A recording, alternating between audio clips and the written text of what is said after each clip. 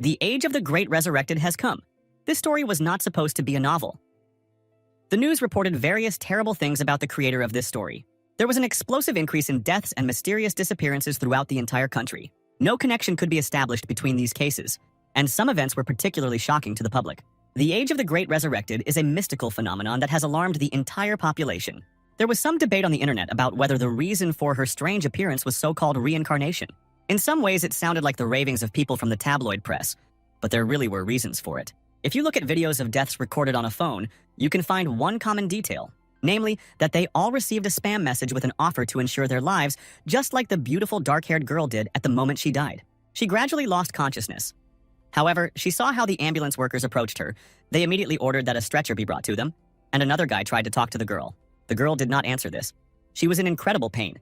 She thought about her mother and father. In fact, before she got into an accident, she read this message, and now, when she was already on the verge of death, the girl called for consent to ensure her life. Thus, she was registered, and immediately after she died, the girl heard distant screams that told her to wake up. She opened her eyes and they gave her their reader number. She looked around and didn't understand at all where she was. Everything around was incredibly strange and unfamiliar. There were many different people in that place. They all stood above huge screens on which each had something written. She looked to the side and saw how one girl approached the administrator, who said that the results of her evaluation of the resurrected had arrived. The girl's level of difficulty was F, so she congratulated the lady reader. The girl who came into this world was very surprised. She had absolutely no idea what kind of assessment was being discussed and what was going on around her. But at that moment, an unfamiliar voice addressed the girl, called her player number, and said that now it was her turn. She jumped up in fright and turned her head back to see who was talking to her. And then she saw a small dog that had small wings, and thanks to this, he could fly. It was this dog that spoke to her, and he also had a small tablet in his hands. But the dog said that he was the person in charge of the headquarters of the Resurrected Evaluation Department.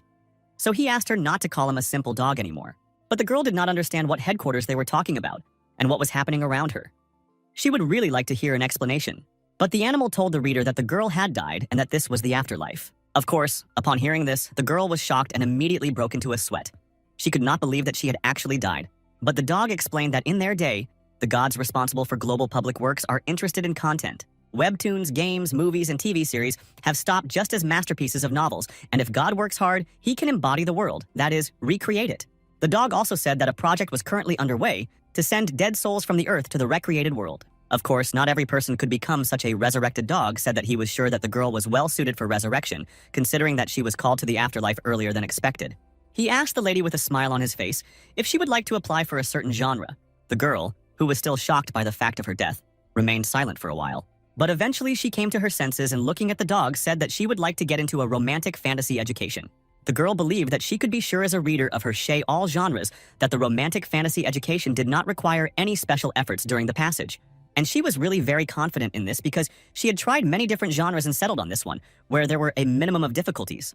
This genre was the best and provided a road of flowers and money. The girl said that her foster family never loved her. She lived in a big house and then lost her parents, brother, and even her home. Then there was also the money for insurance on it when she became independent after completing her civil service. And soon she died and the deposit for the studio was taken away, so she considered this life very unfair. She wanted to forget about her past life and enjoy the love of her family, becoming the main character of a childcare novel. She asked very much to be assigned there. The organizer immediately smiled and said that he would definitely take her request into account. But she had to wait a while he entered the necessary data into the system. After that, the results of the assessment were ready and he told her to check the screen and also to tell what it ultimately showed her. But when the girl raised her head up, she saw that the difficulty level was S-class, and because of this, she was incredibly upset.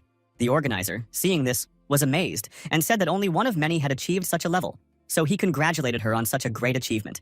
The girl, in turn, was not at all as happy as the rest of the people around her. They even turned around and said that she had received the best story and level. In fact, she was sent to Sagufi, which was a world destroyed by the outbreak of the underworld. The main character from the order dies, and many times she died. It was a romance with a million sweet potatoes. The girl was already in despair with the result she had received, but she still decided to find out who exactly she would eventually turn into. But the organizer said that the owner of the S level likes the educational genre, so he will make her a cute girl. Of course, she will also have pink hair. Then he said that it would be the daughter of a simple servant who is commanded by the main character. The girl was very impressed with the role that she got. She believed that even the trees on the street could have provided more benefit in that world than the character into which she now had to reincarnate. However, the organizer ignored these words and told her to quickly pass through the gates before they closed. The girl wanted to object to something, but the organizer told her not to worry. The resurrection control system would definitely be able to help her with everything, so she wouldn't be alone. But then the organizer looked at his tablet and was very surprised because she became the first buyer of a full package of life insurance for the resurrected. Therefore, the girls definitely had nothing to worry about at all. She stopped in front of the gate and asked what this meant anyway. After all, she had never even heard of such a thing before. But the organizer continued to rejoice at what he found out and said that now it was clear why she had such a level. She was the only one who was so lucky during the resurrection. She was the only buyer in the whole world. People around her heard about all this and even began to envy the girls, but she herself did not understand anything.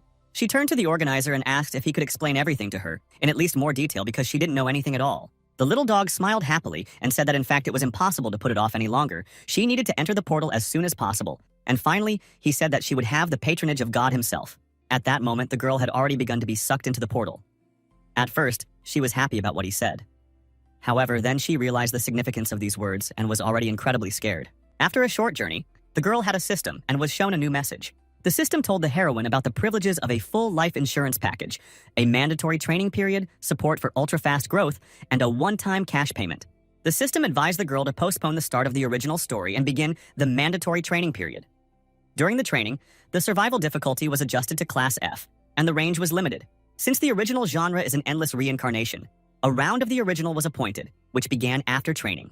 The girl had to wait for some time. She started loading. She heard all these messages in her head, and she herself gradually began to wake up and come to consciousness. Soon, when she fully opened her eyes, she noticed that she was now in a completely different place. She remembered that she had died, which meant that she had been thrown into another world. The girl looked at her small hands and realized that she was not very grown up.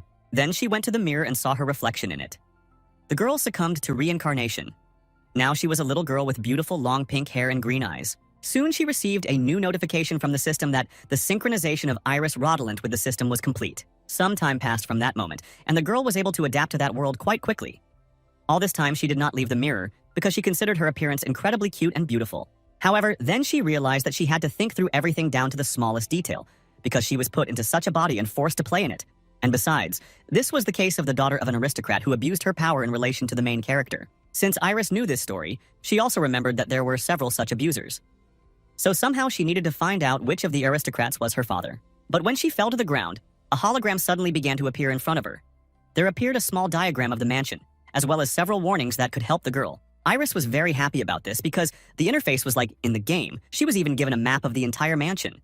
This made her work much easier. But then she saw that she was in the castle of the Count of Killet in the far east of the Winchester Kingdom. In fact, Countess Killet's son was a hooligan, and now the girl finally understood who he was. Initially, he was the son of a fencing master.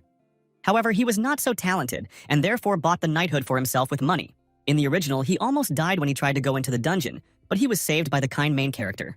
The main character did not want a reward.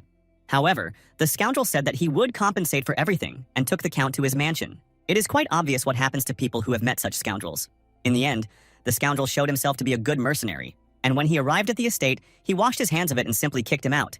And when the main character leaves his castle, an explosion of the underworld occurs nearby, and the castle is incinerated by evil spirits.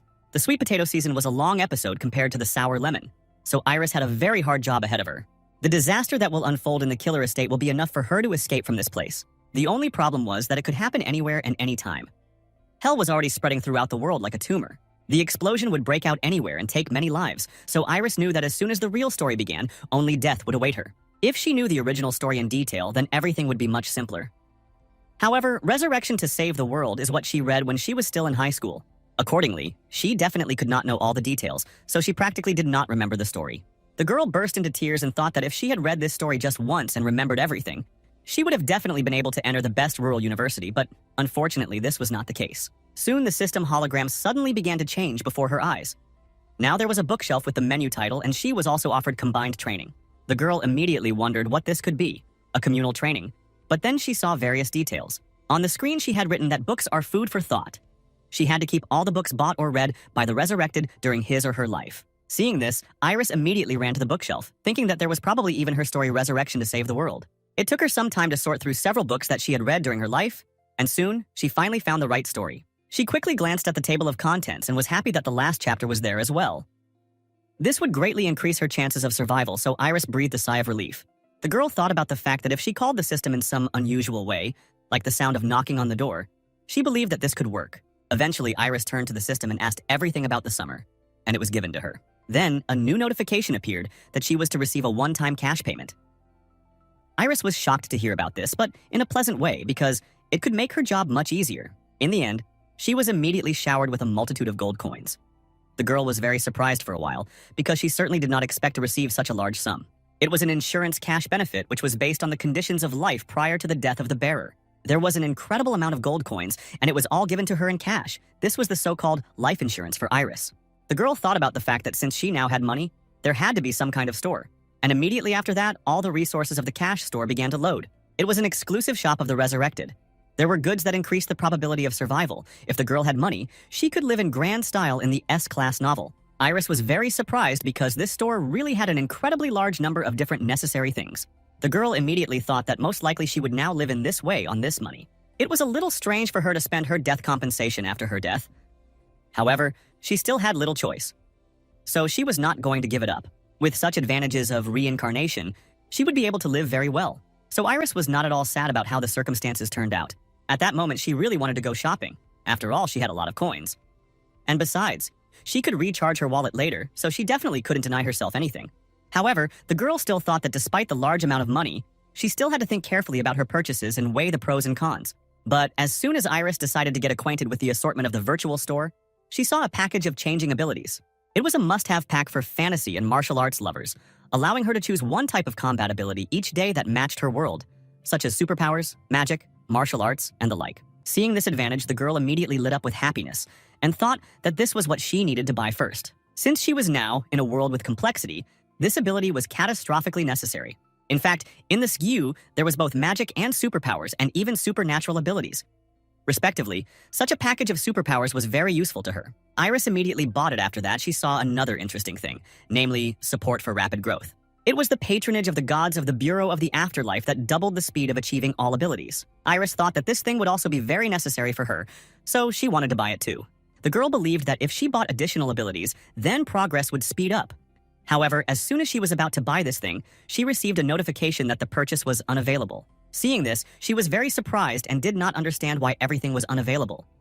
But then she received a new notification stating that a higher version of the product was being used. In fact, the support for super fast growth was not for sale.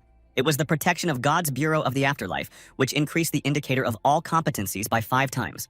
Although this is assessed as an overbalance, it was included in the limited benefits of the full life insurance package. After reading about this, Iris was surprised because it meant that even with money, it would not be possible to buy this limited privilege. In the end, she was still able to acquire these things after some time, because the change of abilities, super fast growth, mandatory training period, and combined training, all of this was specially designed for the S level. As a result, the system sent her a notification that the background for the level and story had been completed, and Aries realized that this was a story with endless reincarnation.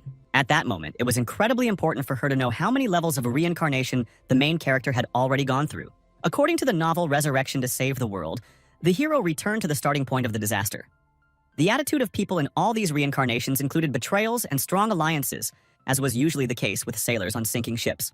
The main character, he was a kind and faithful holy man who served God, and for them he was just an excellent prey. So in each reincarnation, the good main character gradually became hardened due to losses, betrayals, and all sorts of cruel situations, and accordingly his character changed dramatically. Iris knew that everything was getting worse with each level, so she really hoped that she was now at a high level because she wanted to avoid those terrible sad emotions that were supposed to be ahead. After all, the further the hero went, the more chances the world had to be saved.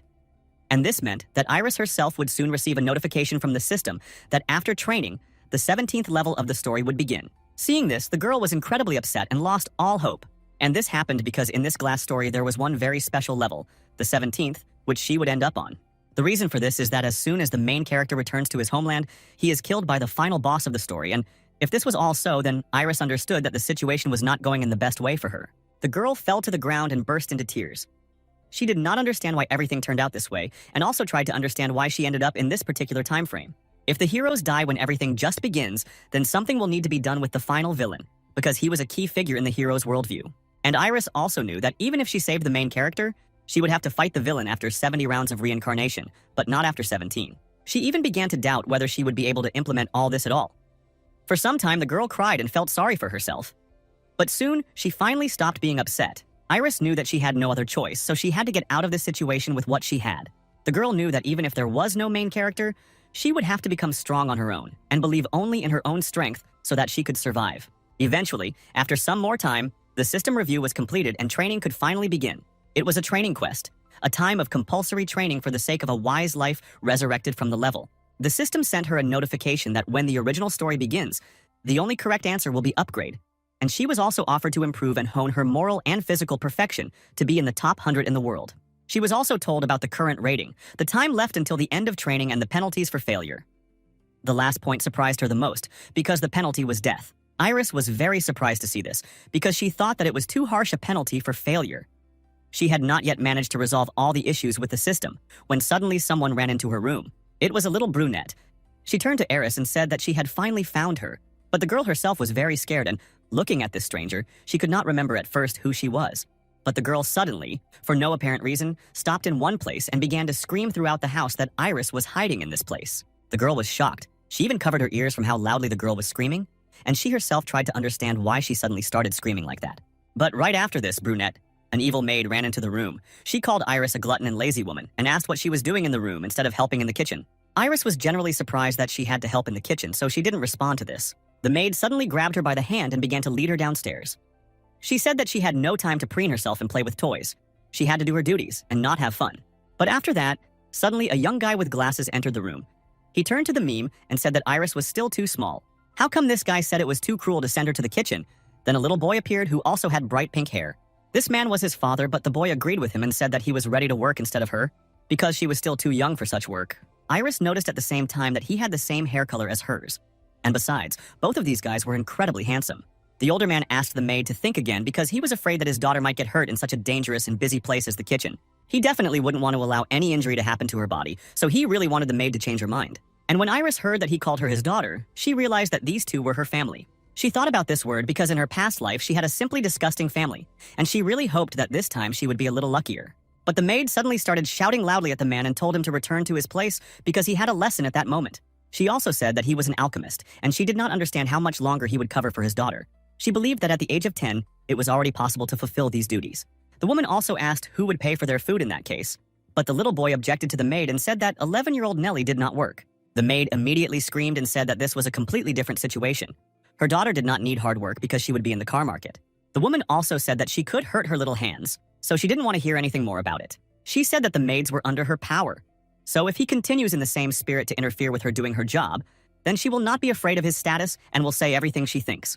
Iris just stood to the side and watched this whole situation when suddenly she felt someone touch her shoulder. When the girl turned around, you saw that it was Nellie. And smiling maliciously, you asked if she really didn't want to cry that day like always. Nellie continues to smile and said, "You must have tears in your eyes," remembering her slap in the face that time. As soon as Iris heard about the assault, she was a little surprised. However, she was still happy that this girl behaved in such a way, because the antagonist was now clearly visible. While the maid was arguing with the alchemist, she got tired of all this and shouted loudly and told him to stop and go away before they were sent to the parachute room. The man, hearing about the laundry, was immediately very scared because so many of the strongest maids were sent there. However, even they came out of there exhausted from the heat and hard work. Therefore, the man understood that it was better for him not to continue these disputes, because he did not want to be there. Iris decided to save them while it was not too late. She stepped forward and said that she would help her in the kitchen, and there was no problem with that. Now that she had a rough idea of the relationship, she believed that it was time to put things in order. After all, she didn't want it to continue. She felt bad that her family pitied her, so the girl was going to show that she could stand up for herself.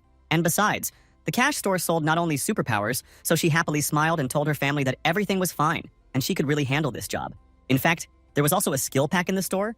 She could boost skills by choosing one type of non-combat skill that matched the type of job. It could be cooking, gardening, woodworking, and alchemy that helped those resurrected to life. So, without thinking twice, Iris acquired this package of opportunities. She also chose the special gift of the chef. She activated the ability of knowledge of ingredients, as well as fantastic cutting of products and taste that was worthy of a sommelier. In the end, the cleaning of the kitchen without a single speck of dirt was also activated. Iris felt all this power and strength that she had acquired in her hands, so she was ready for battle. Soon, together with the maid, she went to the kitchen. The woman gave her the job of cutting fruits and vegetables. First, she washed all the broccoli. After that, Iris moved on to the amazing cutting of fruits and vegetables. As soon as everything was finished, the maids who worked in the kitchen were very amazed. The women did not expect to see such a perfect result from the little girl. Well, Iris smiled happily and said that she cut mini carrots and Brussels sprouts, as well as garlic and onions and mushrooms, and she also cut them perfectly evenly, just as it was needed. Iris also put aside the stale ingredients and cut up the meat. She asked the head cook if the size of the pieces was right for them. The maid said it was cut just perfectly, and the girl also said that the cream was whipped to perfection, so they didn't have to worry. The girl began to stretch her shoulders and said that her arms were starting to hurt a little. She asked if she could rest a little before her next job. The maid, who was amazed by her level of work, immediately said that of course she could sit down and take a rest because she fully deserved it. And she smiled joyfully, sat there for literally 2 seconds and already felt vigor. The girl stood up from her seat and said that she was now ready to leave. The maids, as soon as they saw that she had rested so quickly, were even more amazed. One of them said that it was very surprising that she succeeded in absolutely everything that was entrusted to her. They did not expect such skill from a small child. And besides, even with all this, she enjoyed such hard work. In fact, it was true, because Iris could literally feel how her experience grew and accumulated. Accordingly, she was only happy that she was doing all this work. But the maids thought that it was very nice and accepted this girl into their team as one of their own. In the end, they realized that Leonardo's daughter was not at all what they thought, but completely different. One of the maids treated her to delicious cookies, and they also began to thank and praise Iris's work. The main thing is that the maid who brought the girl to the kitchen was unhappy to hear all this. Of course, she brought Iris to this place for a completely different reason. She wanted to mock her for her own pleasure. But in the end, everything turned out completely differently. Then suddenly, one of the cooks who was busy with the main course turned to Iris and asked if she could come over and try the creamy stew. The other maids, as soon as they heard this, were very surprised because the chef had never allowed anyone near his dishes.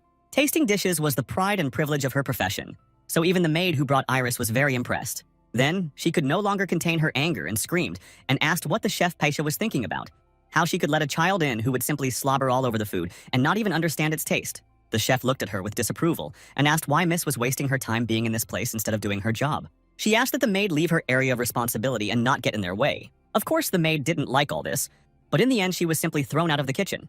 And Iris at the same time approached the saucepan and was going to try. This stew is parallel to it. She also activated the power of the cache, namely the ability of taste worthy of a sommelier. After the girl tried the stew, she said that something was missing and asked what the chef thought about the dried peppers on the tip of the knife. When the woman heard this, a small smile suddenly appeared on her face. The chef asked Iris if she would like to learn how to cook and move into that part of the kitchen. The maids, hearing all this, were amazed. They certainly did not expect such a turn of events, especially the maid who brought her to this place. Iris wondered if she wanted to become an apprentice, and the chef thought that this child had undeniable talent, so she didn't want to let him go. The girl, of course, did not object and said that she would be happy to learn how to cook. She believed that it would be better this way because, in this way, experience would accumulate even faster, and therefore, it would only benefit her. And besides, Iris really liked the evil expression on her face and the maid who wanted to set her up. However, in the end, she fell into her own trap. After the enraged maid left, the cook turned to the girl and told her to come to the kitchen at 7 in the morning the next day, because she was still too young to go a little earlier. The maid who had been standing behind until now was surprised that the chief had decided to teach this girl after all. This had never happened before in their entire career. Iris smiled happily and said that she would definitely come, after which the girl began the rest of the work that she had to do. After some time, one of the cooks suddenly came up to her and told her to go and rest a little. Otherwise, she would already have calluses this way. But the girl replied that everything was fine. She could do everything herself, so they didn't have to worry about something going wrong. In fact, she was still on the body. Very soon, she had to raise her experience to a new level, so she could not miss this valuable chance. The workers praised her and said that if she needed help, she could definitely call them. The girl replied that she understood everything and thanked them. The girls then went off to do their remaining chores, and Iris was left alone and continued kneading the dough. In the end, it all began to remind her of the part-time job she had during her life. Before or after the resurrection, everything turned out to be the same. In fact, her hands even started to hurt a little because of how much work she had already done. If she knew that this would happen after death, she definitely wouldn't have suffered so much while working hard during her life. She thought that she just needed to end up in this fantasy world initially and everything would be fine. More than anything, she would have liked to be at that moment the sweet child of a powerful king or the secret offspring of an influential count. She believed that absolutely everyone should have access to the love of loved ones and the opportunity to feel the care of this world. However, unfortunately, she was deprived of all this. In the end, when she was already starting to finish with the test, Iris was very proud of herself. It was even hard for her to believe that she really did all this on her own. At that moment, the same little boy who was her brother entered the kitchen. Seeing Iris, he asked if everything was okay with her and if anything had happened to her. Iris, upon seeing him, immediately thought about what his name was, but she decided to just call him Prince, deciding that such a greeting could be quite normal. The guy agreed with what she called him and, coming closer, said that she was very late. The breeze of history had just ended. After that, he took the whisk from her and continued to stir the dough, saying that now he would work for her and Ari could rest a little. Smiling, he also said that she had worked hard and deserved a rest. The girl, hearing these words, was amazed. She already wanted to tell him that everything was fine and she could continue finishing her work. But the prince interrupted her and said that this was not at all the case. He wanted to help her. And after that, he remembered that he did not know how to do this at all and therefore asked what was the best thing to do. Iris looked at him with an angry look because he took her job away from her and said that when he comes to the kitchen, he needs to wash his hands thoroughly from the very beginning. She decided that she could leave him for a while because, in general, she explained everything to him after that. And there was nothing complicated about this work. But at that moment, the girl suddenly noticed his palms and saw huge cuts and wounds there. She immediately guessed that these were marks from blows from a rod, and realizing this, she was horrified. In fact, during short breaks, she decided to reread the Siguhuas and found there all the information about the Rodlin family. The prince and Iris's father was Leonard. He was a promising elite alchemist from the Golden Ivory Tower called the Alchemist's Tower. However, he became a vagabond because he hated his superiors and was not going to put up with the conditions they gave him. And Count Kellet failed to intercept and hire cheaply a single father with 2 children. He believed that he could exploit him well for his own benefit. Thus, the world alchemist dedicated himself to the Count under the Arab contract, and his children Prince and Iris also grew up as the Count's servants. Therefore, Iris was a servant who did the housework, and the prince, instead of a scoundrel, became a servant who was beaten by everyone.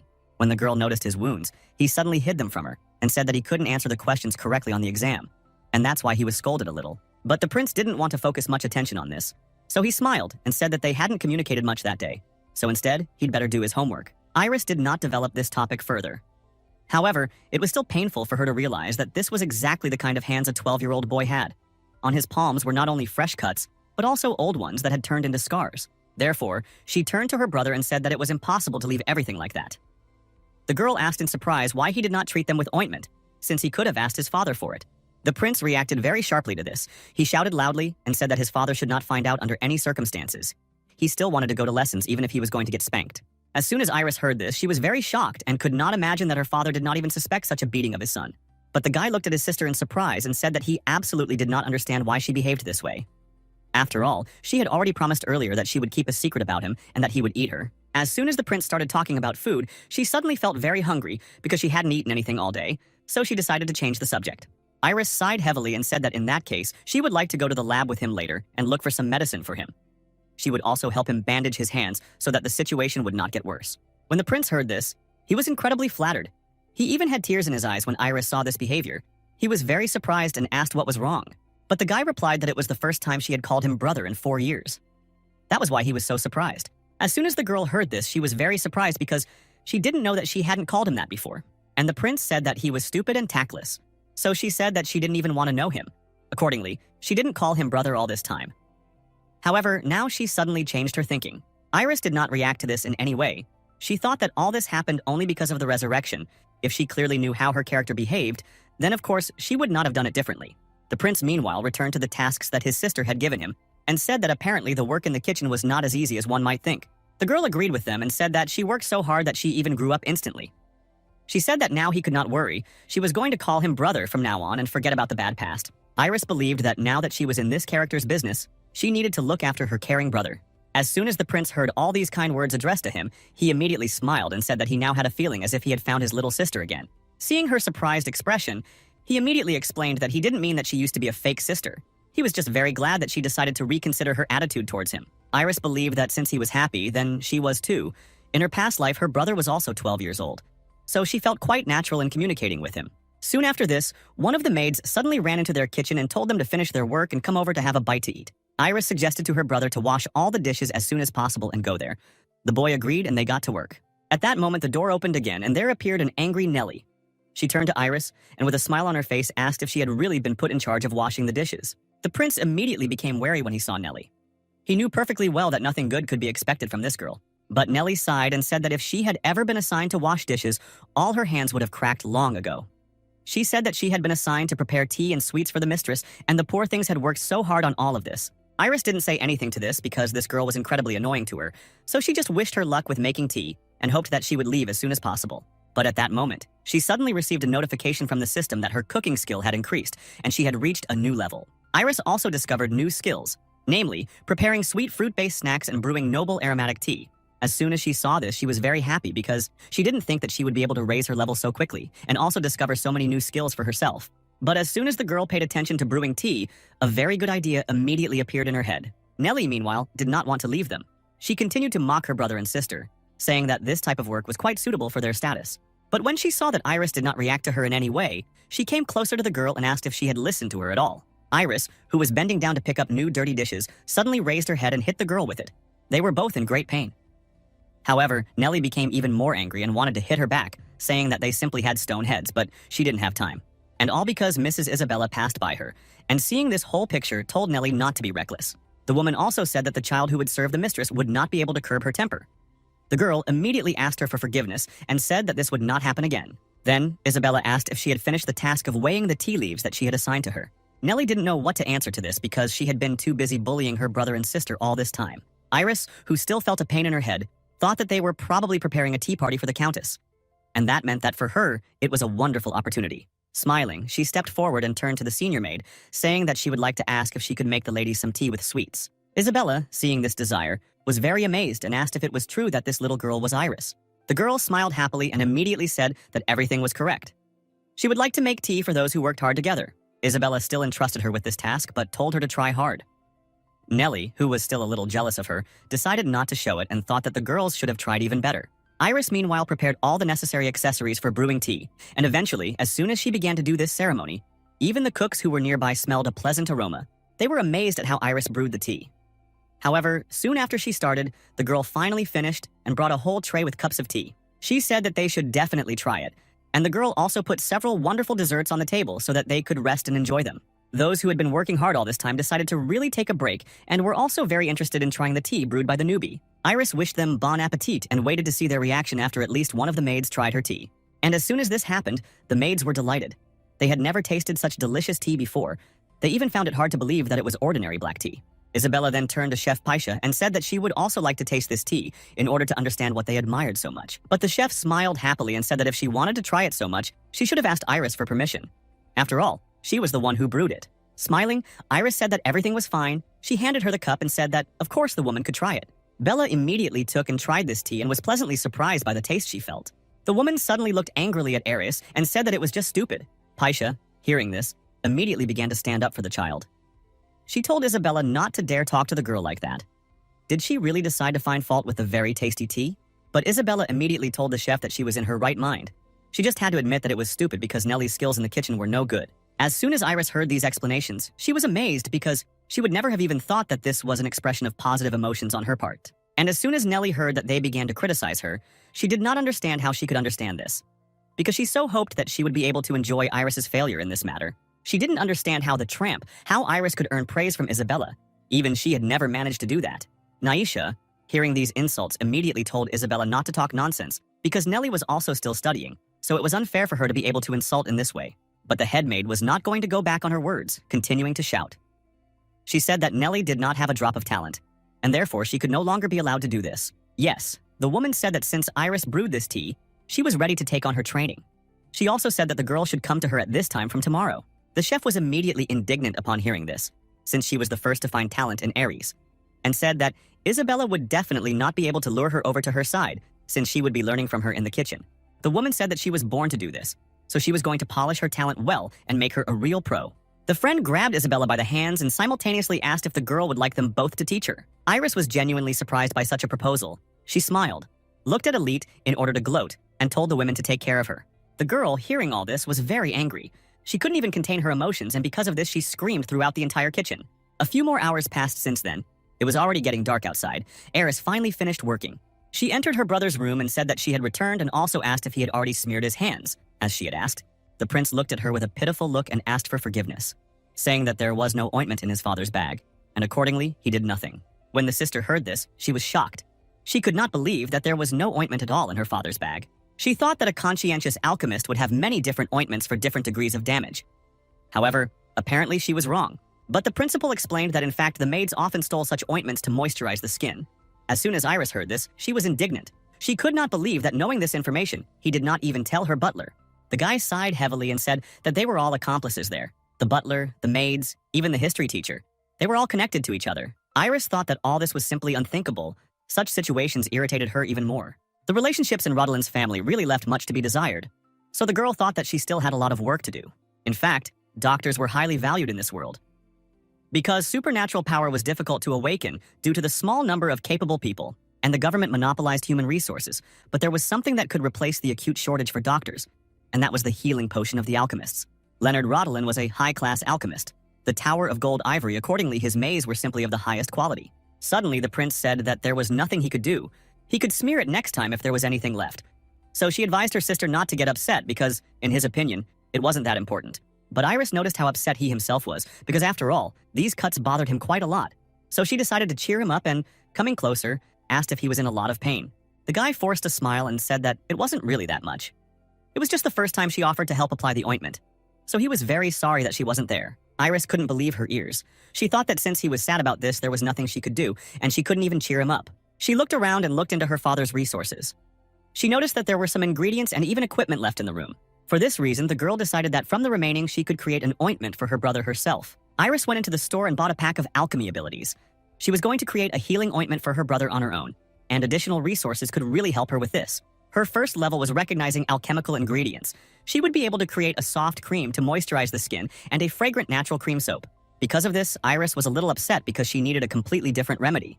However, she believed that it would only become available after she increased her level. She decided not to be too upset because she could handle everything first. Iris would make cream and soap, thus increasing her level. And after that, other available means would open up for her. She stepped aside and asked her brother to help her. Then she would help him. The prince did not understand at all what she meant because they did not have ointment. She asked him to not ask me unnecessary questions and just do what she asks. And soon, they will have an ointment. The guy didn't object because he enjoyed spending time with his sister. And after many hours, it was already completely dark outside. Leonard was just returning from work, and as soon as he entered the room, he was very amazed by what he saw. And all because the room was incredibly messy. All his jars and tools were scattered around, and his children were sleeping just on the floor. He was so surprised that he couldn't even hold his loud voice and asked what all this meant. Fortunately, he didn't wake the children.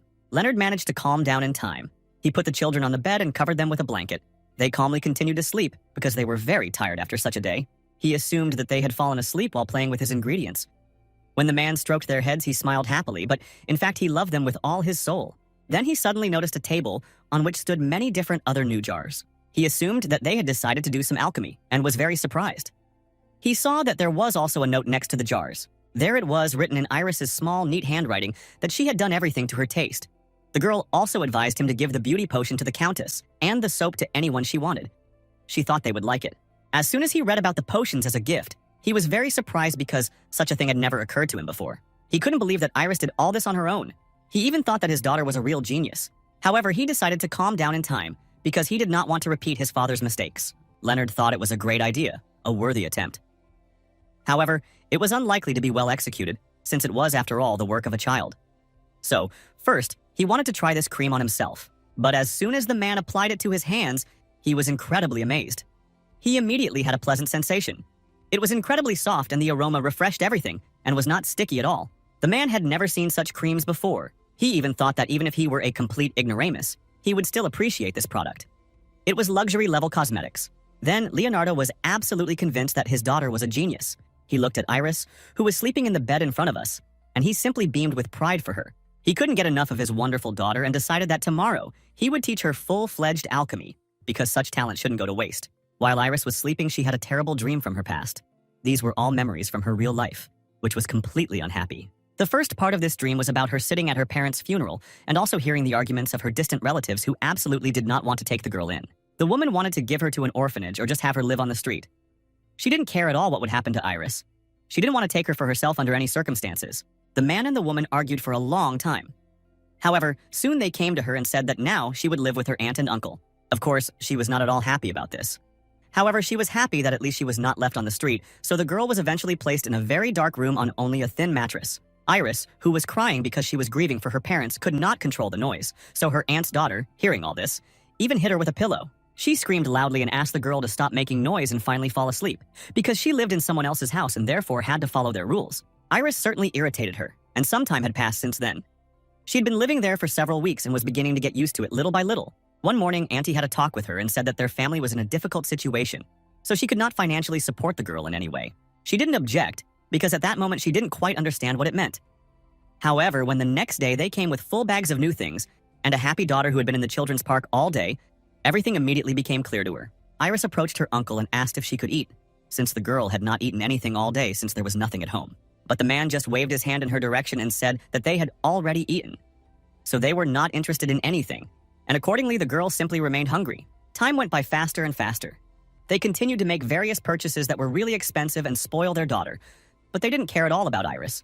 The girl always wore some kind of rags and was cold, but in the end she was at least able to cook herself some plain rice and eat alone when her entire foster family gathered in one room and continued to have fun spending time together. At such times, Aries cried and did not understand why they went to restaurants all the time if they were in a difficult situation and could not even support her normally. When the girl grew up a little, she came to her uncle and aunt with a scandal because she found out the whole truth. She found out about her father and brother's car accident insurance. It was money for the settlement and even the sale of their house. These people just took it and stole everything from her. But Uncle didn't care at all. He said that it was very rude of her to act like that. With disgust, he asked if she really thought that she was the only one paying money for them to raise her, and Auntie also called the girl completely ungrateful. She also said that if Iris was going to continue to behave like this, it would be better for her to just leave their house. By that time, the girl had already grown up quite a lot and was going to school. Hearing such a statement, she was shocked. So she decided to go outside for a little walk. She went to the park, and there she saw a happy, full-fledged family.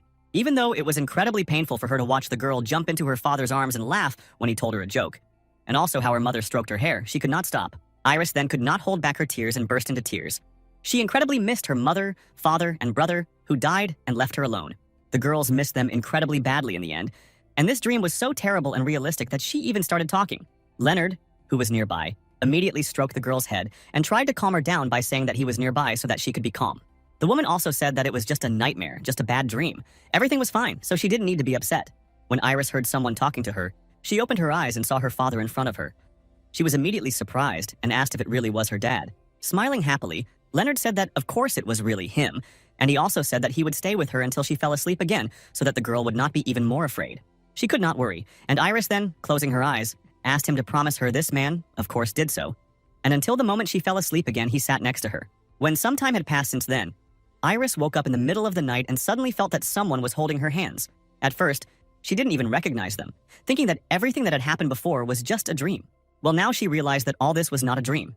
She grabbed both of them by the hands and, crying, asked them not to leave.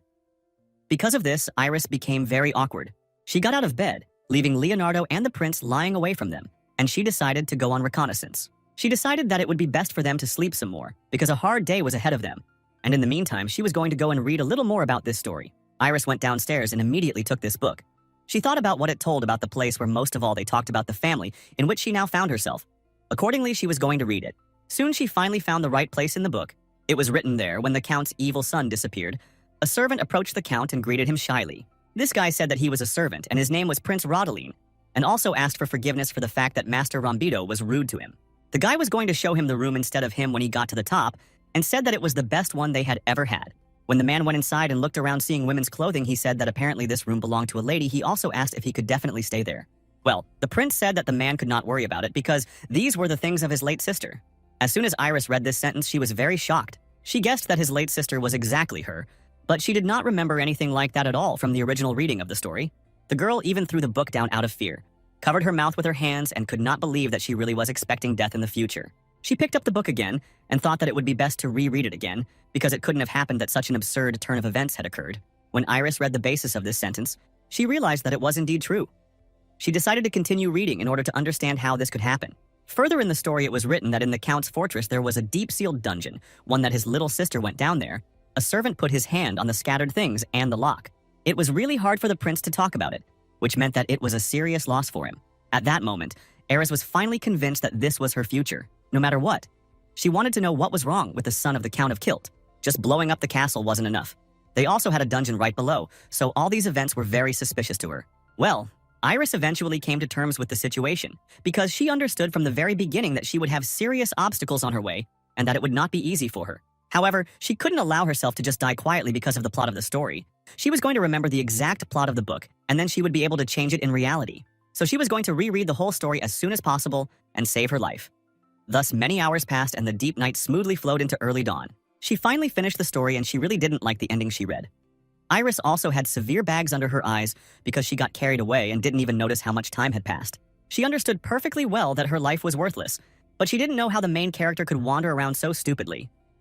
She didn't even understand whether there was any point at all in such a loser's life of the character. Ira believed that all this was just a real mockery, However, cruelty was not only inherent in him. Even if she manages to avoid death, it will be very difficult for her to survive in this crazy world. Accordingly, she decided to buy herself a package of changing abilities. It was a must-have package for fantasy and combat lovers, and from the two, she could activate one type of combat ability every day that matched the world. She carefully reread the book and now knew for sure that healers were valued in this world. The main character suffered because in the work he did not have a healer. And this means that she chose for herself a combat ability of precisely this branch. She needed to become a useful healer in order to change the course of history, and she ultimately chose the soul of a legendary saint. She activated supernatural abilities and was about to feel this power soon. However, she suddenly showed some kind of error. The system sent Iris a notification that these abilities could not be activated due to the lack of compliance with the requirements. When she read about this, she was very surprised. However, she then received a notification that first she had to pass a qualification quest. Iris was a little surprised because there was no quest written anywhere. So she thought about what she needed to do. Since she hadn't managed to acquire these abilities, she decided to at least occupy herself with something and went to a small church that was located on their territory. Iris sat down there to take a little rest, because a lot of time had passed since she started cleaning and still couldn't finish. The girl thought about the fact that she should clean this place better in the future so that it would not take up so much time and effort anymore. Her quest was a 1,000-day morning prayer every day from 5 to 7 in the morning. She had to pray to God in places such as churches, temples, and chapels. But she also had restrictions. She could pray only once a day, and if she missed 3 days in a row, the countdown would start over. The girls didn't like it at all.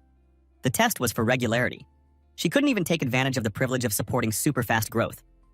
So all she had left was honest work. Iris thought that supernatural abilities were apparently very important since they were obtained in such a difficult way. But she was not going to retreat. She wanted to go to the last. She was also very glad that you were on the property, or there was an abandoned chapel, so she cleaned it up a bit so that it would be more comfortable for her to pray. Iris closed her eyes and began to pray with all her heart. For a while, she just sat in silence. There was nothing even in her thoughts. But she realized that she didn't know what she should pray for at all, and in life she didn't believe in God, so of course she didn't understand how all this should happen. It was very strange for her to sincerely pray to God inside the book, knowing that he does not exist. That in order to be truly sincere, she needs to start with faith. Then she suddenly realized that indeed, when she learned that in this afterlife there are also gods, then accordingly this could simplify her task a little. The girl closed her eyes again and, folding her hands together, turned to the gods of the Bureau of the Resurrected and asked them to grant her supernatural power. This went on for several minutes, and then suddenly Iris received a new notification, namely that her quest progress had increased. She read this and was very happy because it meant that she was succeeding, and she was going to put her whole soul and heart into this business. The pen of the Resurrected turned to the dear gods again and said that because of their bureau, she found herself locked in a fictional world, and this was not destined for her. But in any case, she decided that she would not call them gods of the Bureau of the Resurrection, because that was too long a name, so she decided to just call them gods. That would be better. When I asked how it happened that they brought her into this world, after all, she was a simple girl who lived an ordinary life day after day. She thought about her aunts and uncles and decided that she really had not had such an ordinary life as she might have thought. Well, she still said that she still gets angry when she thinks about the money she lost on the house and the insurance money from her father's car accident. Despite the fact that Iris barely managed to survive, she was kicked out of the house by the family that took her in quite quickly. And even after her money ran out, they asked every week if there was anything else. And if Iris didn't pick up the phone, her uncle would come to the basement where she lived, and terrible things would happen there. The mother ordered the bridges to be prepared every day because she was busy transferring her own daughter to a higher educational institution. The address told the gods that she actually has no reason to regret the life she left behind. And if she does, it's only because of the comics and TV series that she didn't have time to watch. But she decided to look for the positive side of everything, so she said that at least she has a system of support for the resurrected and life insurance here. And more importantly, she finally has a real family. The relationship with her new father and brother was very unusual and new for the girl, but she wanted to develop it further in the right direction because she missed it so much. When she looked at the prince and the alchemist, she immediately remembered her brother and father. She even thought about the fact that they were similar in appearance. When she thought about all this, she suddenly became a little embarrassed. She was not yet used to talking to someone who did not listen to her. But the process was not yet complete, so she thought about what else she should have said in this morning prayer. She remembered that she had another problem. After her death, her uncle would take the advance payment for the one-room apartment, and this made her very angry. She thought that she would lose a lot of money again and give it to these scoundrels. In the end, this is how her morning prayer time ended. A special assembly of God's answer to the package of the soul of the legendary saint, and a sincere and pure prayer took place. The girls also received a notification that some of the gods she designated would answer her. Yes, Iris saw this, and she really regretted wasting her wonderful attempts on such ridiculous situations. She received a notice to remain calm, because the worldly spirit reported that her deposit for the carcass was used as a deposit for the life insurance of the resurrected. When Iris heard this, She was immediately very surprised and asked what exactly this meant. The system explained that it was building its own world and the world spirit was interested in it. The skyscrapers of the trials noticed her prayer. However, they were busy designing a tower for the zombie genre, so her prayers ultimately went unanswered. Then she received a new notification that they, together with the evil one regulating the balance, saw her prayers but were also busy settling the chaos with the level of complexity in all the recreated worlds. As soon as Iris saw this title, she immediately thought that this description was a little familiar to her, and then she realized that this was something like God's answer. Vera is a standing spirit. In the end, she tells her that her cousin is incorrigible. She drank and rioted every day of her independent life and was unable to go to a higher educational institution. Iris, hearing about this, was very surprised. She even thought that the girl had made mistakes many times, and in the end simply went crazy. This fact even made her happy. Information about her uncle came through a recommendation from a friend. So he went all in on shares of a technology company that dealt with hair loss. Some say that he squandered everything under the guise of strategy and ended up falling ill from a psychological illness. Iris was not surprised because she suspected that greed could definitely get to this man. Then came the last notification about her aunt. She recommended shares to friends that were profitable for investment. However, she was eventually accused of fraud after she appropriated a large sum of money for herself. Iris thought that, of course, her aunt always wanted to appropriate the money for herself. She assumed that she was now in big trouble after she did this. Then the girl thanked them for telling her this. She was still calmed by the understanding that they themselves had brought themselves to complete collapse and ruin. And she also assumed that the god who had become interested in her turned out to be quite good-natured. However, she suddenly received a new notification that the world of the real spirit would be looking after her.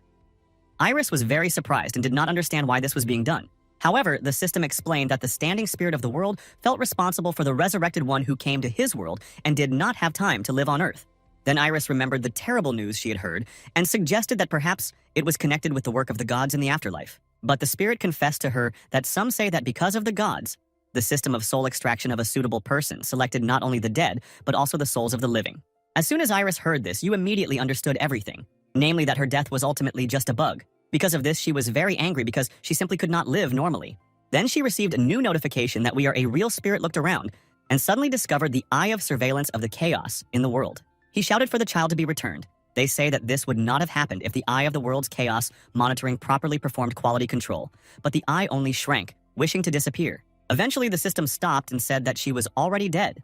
So there was no point in getting upset about an unlived life because it could not be returned. Then she thought that perhaps she could skip the quest of this daytime prayer as compensation for this oversight.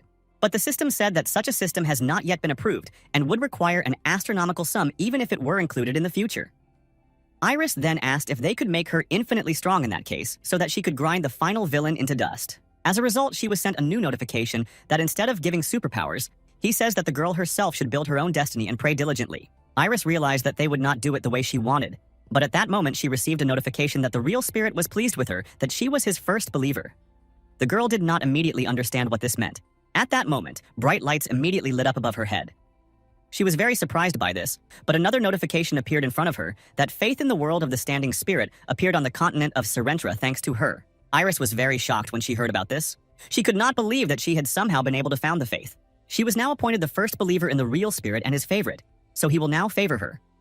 Iris was surprised that this was possible, and therefore she immediately became interested in what privileges this gave her. She eventually reached the power of the supernatural power H, up to the 10th level, and due to the fact that she was also a pet, she could use the highest level of supernatural powers. At that moment, the girl lit up with happiness because she didn't know that this was even possible. After that, she immediately began to receive many more different messages that she didn't understand at all. She supposed that something significant must have been going on, because one way or another she was going to continue to believe in this beautiful spirit and be a very devout believer. When several hours passed and the day began to go on as usual, Countess Sandra was sent the very same cream that Iris had made with her own hands. As soon as she applied it to her hands, she immediately noticed that her skin became very radiant that day. She assumed that the alchemist had finally produced something worthy of her attention. She believed that even if she fed her son a ton of health potion from the alchemist, he still would not have any results in fencing. However, now she assumed that people were not lying that he was from the Golden Ivory Tower. However, she did not understand why he did not give her this potion earlier, and because of this, she even got a little angry at the man. At that moment, a small black-haired girl entered the room.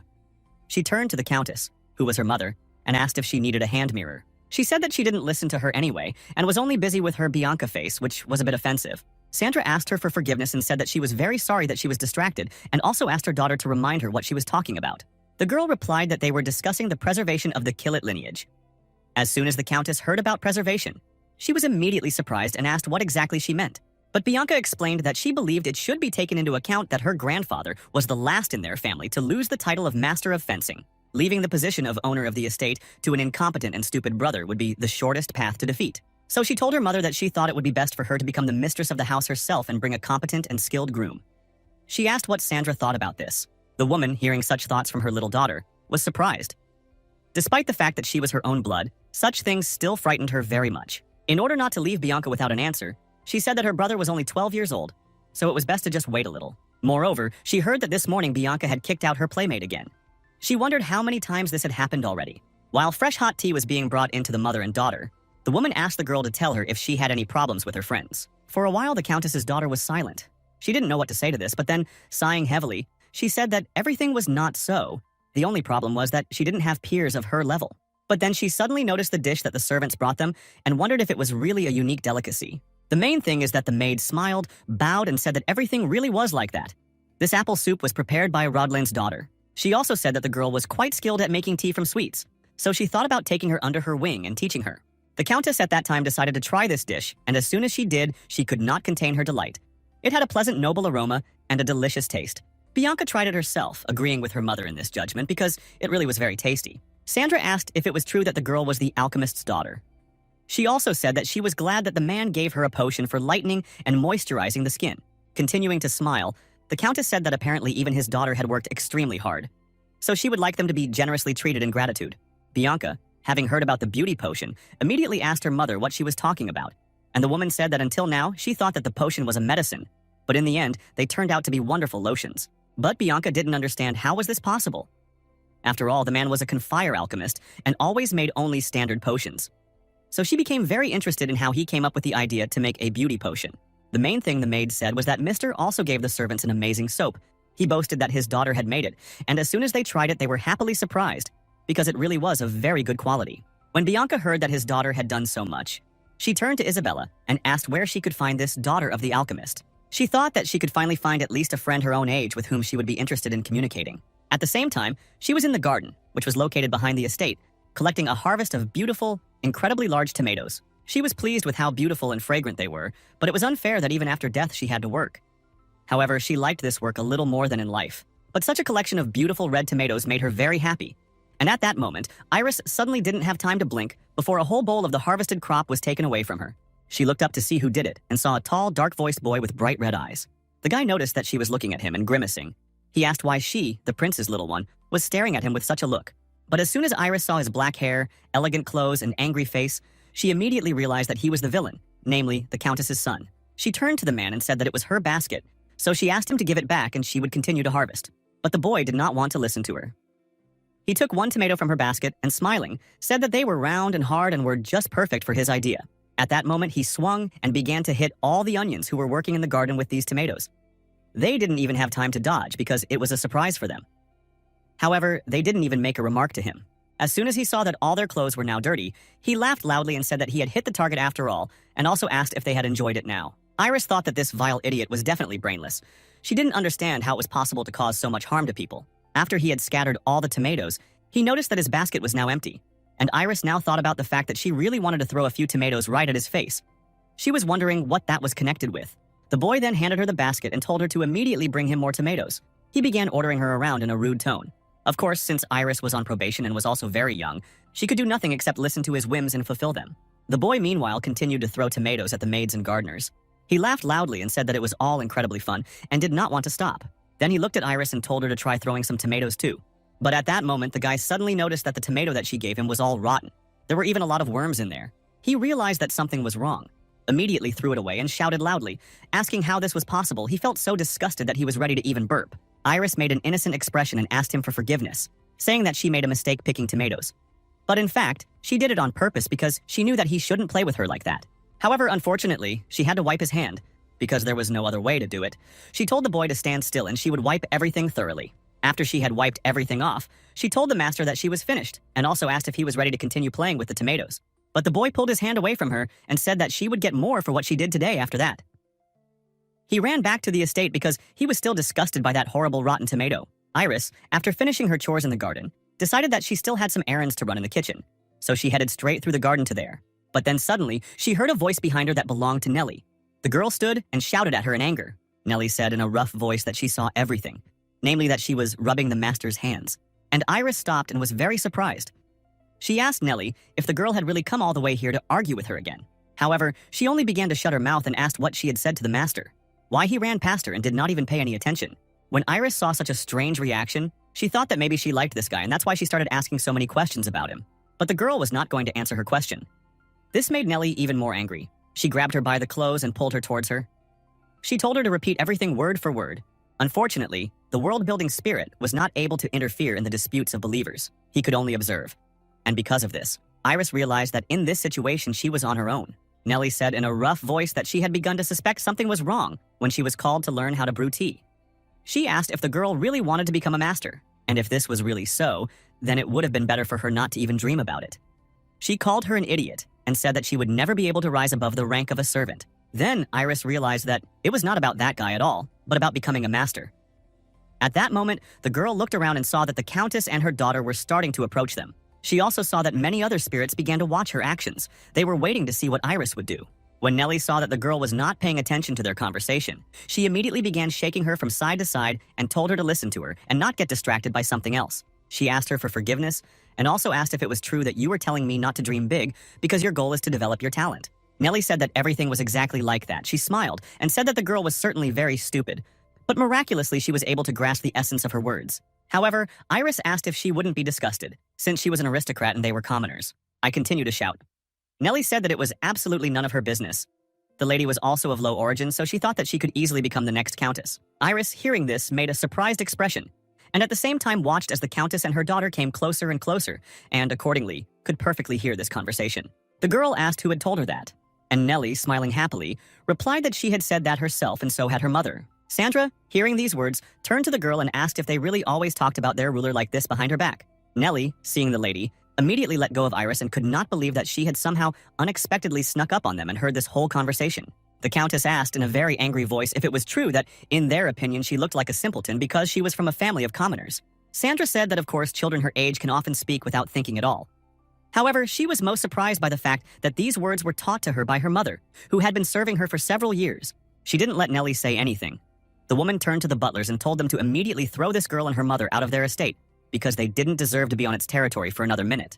Nellie immediately burst into tears and told the lady that she didn't mean it at all and that they had misunderstood. But the butlers had already grabbed her by the arms and began to lead her outside the castle. Iris smiled happily and thought that she had managed to do everything perfectly. And she also thanked her, the eye that watches over the chaos in the world, for such an elegant elimination of the little pest. Bianca tried to calm her mother down, who was incredibly angry. She told her to ignore it and think positively. The girl also said that the maid had been causing problems for a long time due to irregularities in hiring and waste of materials. The fact that she finally kicked her out was very good and will have a positive effect on their budget. As soon as Sandra heard this, she asked if this girl was really the daughter of that senior maid. Bianca replied that it was just like that. The senior maid was covering for her, so it was difficult to understand. However, smiling, she looked towards Iris and said that everything worked out well. The girl, as soon as she saw her gaze on herself, immediately became embarrassed.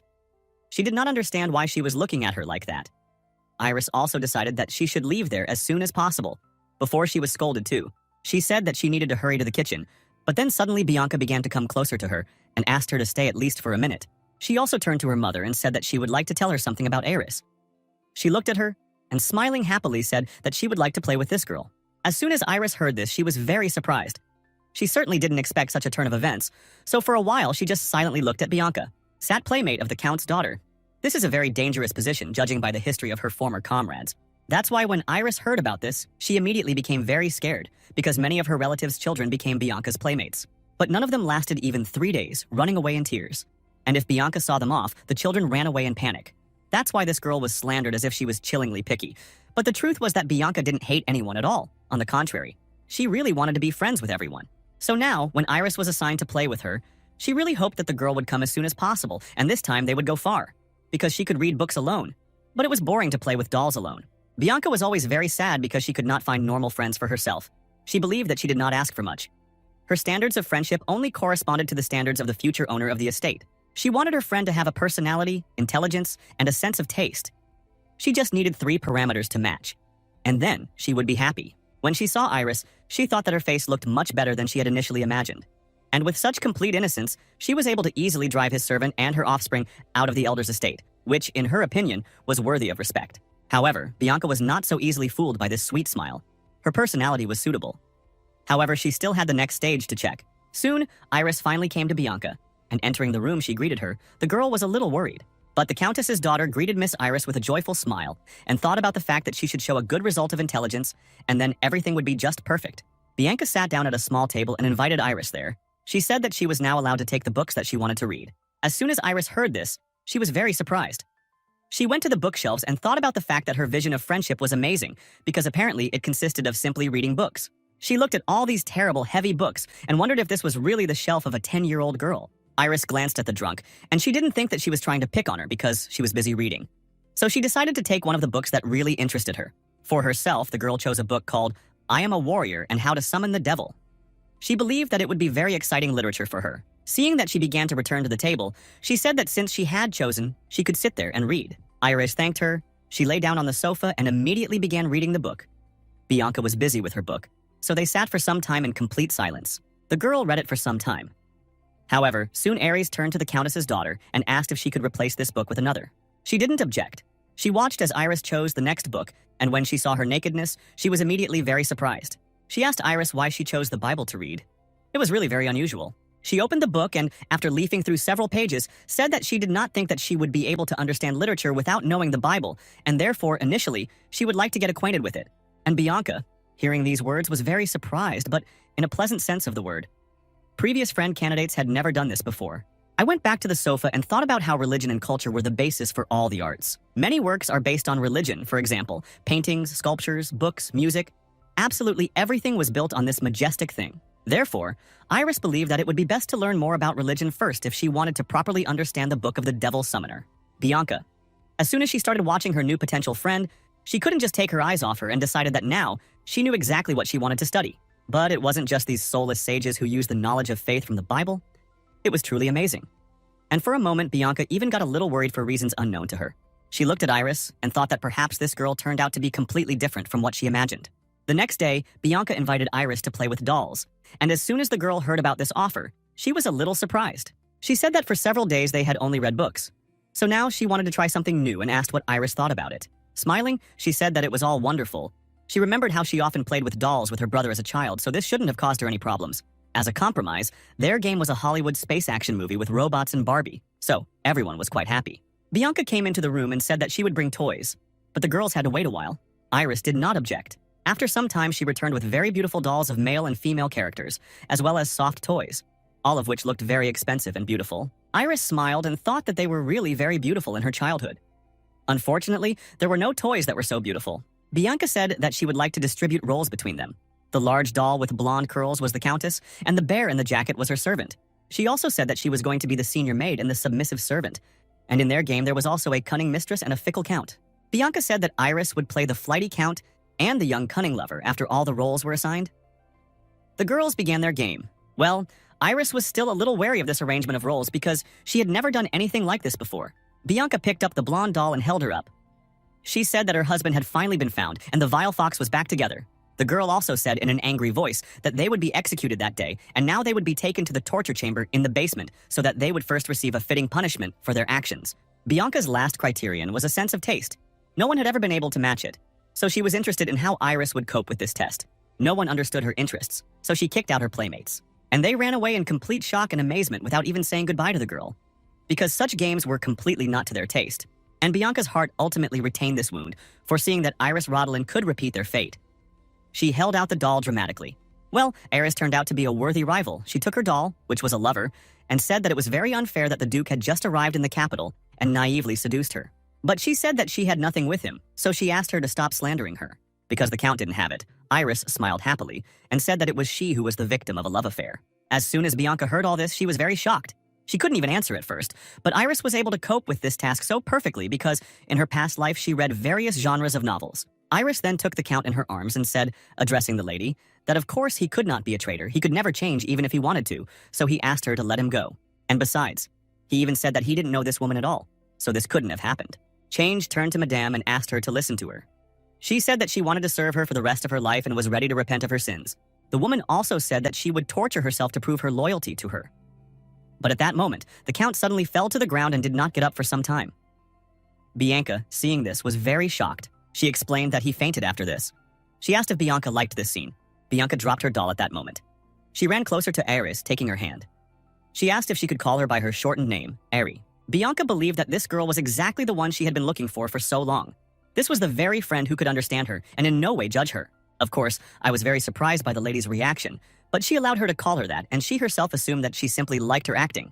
I even started to feel a little proud of myself, because I didn't expect that I would be able to play my role so professionally. Bianca then said that the girl could also call her simply Bia, and she could speak in a less formal manner when they were together. But Iris did not object, and said that she would do so. The girl then smiled and asked if she could tell her about those instruments of torture. Iris did not object, and they continued to play. The next day, Iris went to her daily prayer where she said she told about the medieval instruments of torture.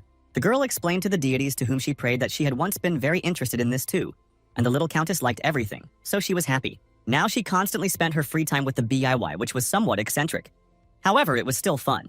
Bianca's books also helped her. She thought that she even roughly understood how this world was arranged, and Iris turned to the world-building spirit and asked if she could save the books she had read in the afterlife.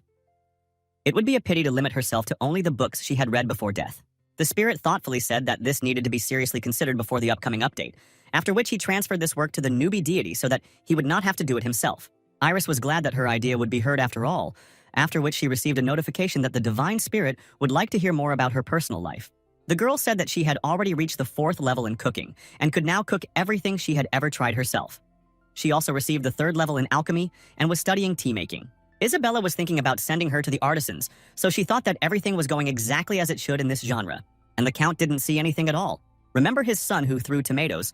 She asked if the deity was interested in what Bianca said about all this. In fact, the girl said that at this rate, their family would not be able to raise masters within 2 generations, and this would disgrace their reputation as fencers. She believed that in order to save the family, which was threatened with decline, she must become the head and bring in a talented knight as her son-in-law. She was very surprised that these were the words of a 10-year-old girl. However, she believed that she was simply incredibly smart and intelligent. She also said that if Bianca became the head of the family, her family would have absolutely no problems, so they had nothing to worry about. However, she still found it a little strange that they had such a smart child, and one short summer in the original suffered such a terrible fate. When some time had passed, Iris, as always after her morning work, went to meet Bianca, who was already waiting for her. She asked what they would be playing that day, and Bianca said that they had new books in the library, so she would like to offer her to look through them. She didn't want to go alone, so she waited for Iris. The girl happily smiled and said that she was simply the best friend in the world. So they went there together. As soon as they entered inside, Iris saw the scale of the library. Before, she had not seen all the sections, and seeing the number of books, she was very amazed. Bianca smiled and said that apparently the librarian had gone away because there was no one at his desk. So she said that she would show her everything there herself. She explained that she often came to this place and therefore already knew the system of arranging books very well. As soon as they came closer, Bianca suddenly became very surprised because the books were arranged in a completely different order. She immediately became wary, not understanding what had happened. Iris, who didn't notice anything unusual, immediately asked her friend what was wrong. The girl, walking forward, answered that nothing like that had just seemed to her. Then she told them to choose their books, because Iris had said that she wanted to read about dungeons. She pointed to a shelf that was opposite them and said that they were supposed to be there. They continued to go deeper and deeper into the library, and the atmosphere became completely unpleasant and even ominous. But Bianca stopped and found the very book she needed. It was called The Dungeon, The Crack in the Underworld. Iris, who was constantly looking back and around, turned to her friend and said that it was a little strange in this place. She asked why there was no light at all in this part of the library. She turned them several times to the bee, who did not listen to her at all, because she took out a book and saw something unusual in its place. In fact, where the book stood, some huge black spot appeared from which fog emanated, and after it also some kind of red beam. The girls were incredibly scared. They grabbed each other's hands so as not to lose each other, and the next minute they were transported to a completely different world. Bianca, who had briefly lost consciousness, stopped and looked around. There were many different tombs around them, and there was a red moon in the sky. With a trembling voice, she said that they had literally just been in the library a minute ago. She asked Iris what had happened, because she didn't understand at all. As soon as the girl saw the whole atmosphere, she began to guess what exactly had happened. But she didn't tell Bia about it because she didn't want to scare her even more. Then the system sent a notification that Iris had entered the public cemetery under the name of Killer of the A-Class Dungeon. Iris realized that they were in a very tense and terrible situation at that moment. For some reason, she remembered the words from her brother's original story about the things of her deceased sister being in the room. He then explained to the Duke that in the Count's fortress there was a deep sealed dungeon. and once she went down into it, now Iris understood where they were and what ultimately awaited her. The girl realized that this day was supposed to be the last for the character she was given.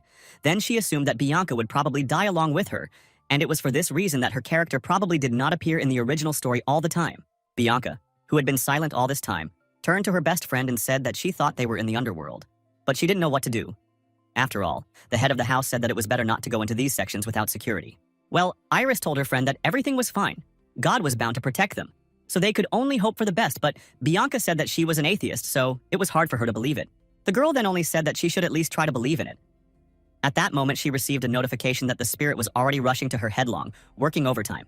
The girl was very happy to hear about this. She turned to the spirit and asked how this happened, because the difficulty level during the training should have been reduced to 0. But in the end, it turned out to be the most difficult. Iris even suggested that they ended up in the Class A underworld because some other mistake had occurred.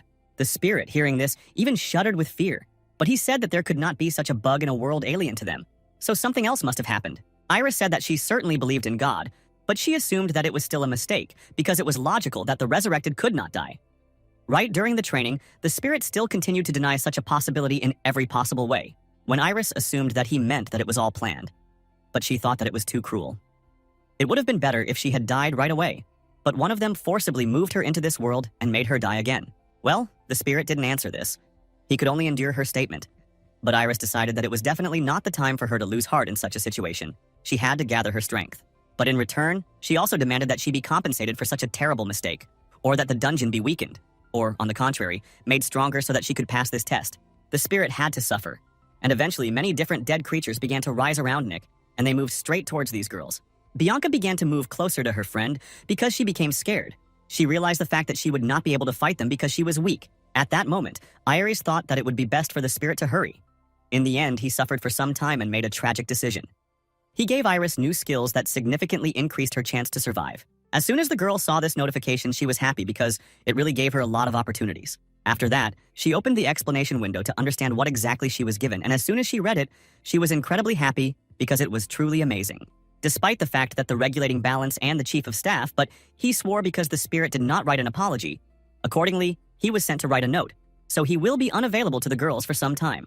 At that moment, one of the dead creatures began to approach them. Bianca was so scared that she even squeezed Iris's hand tightly. She hoped that they would at least be able to survive in this place. Although it was but her friend, smiling happily, said that she shouldn't worry. Everything will definitely be fine.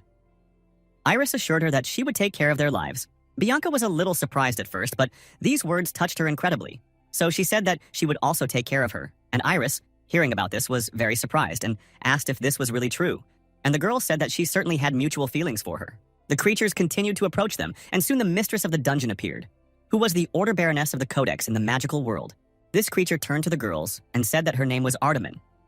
She was the mistress of the underworld and decided to greet them personally. But as soon as she saw that they were still small, she was a little surprised and asked if they had really decided to sacrifice them. Bianca was very surprised when she heard about the victim. She decided to take the initiative into her own hands first, so she stepped forward and decided to negotiate with this creature. She introduced herself and said that she was supposed to be the next head of the killer family, and therefore would like to offer her a small but profitable wall. She said that she would order thousands of children to be sacrificed in exchange for her releasing Iris and herself. As soon as the creature heard about this, it immediately laughed and asked Bianca if she really should be the head. However, she still agreed to this condition and said that she should leave the girl who was next to her as collateral, and then their deal could be open. But Bianca immediately said that she would never do that. She already wanted to call her friend. However, she decided not to do that and said that she would sacrifice 200 people. So she wanted them to let both of them go.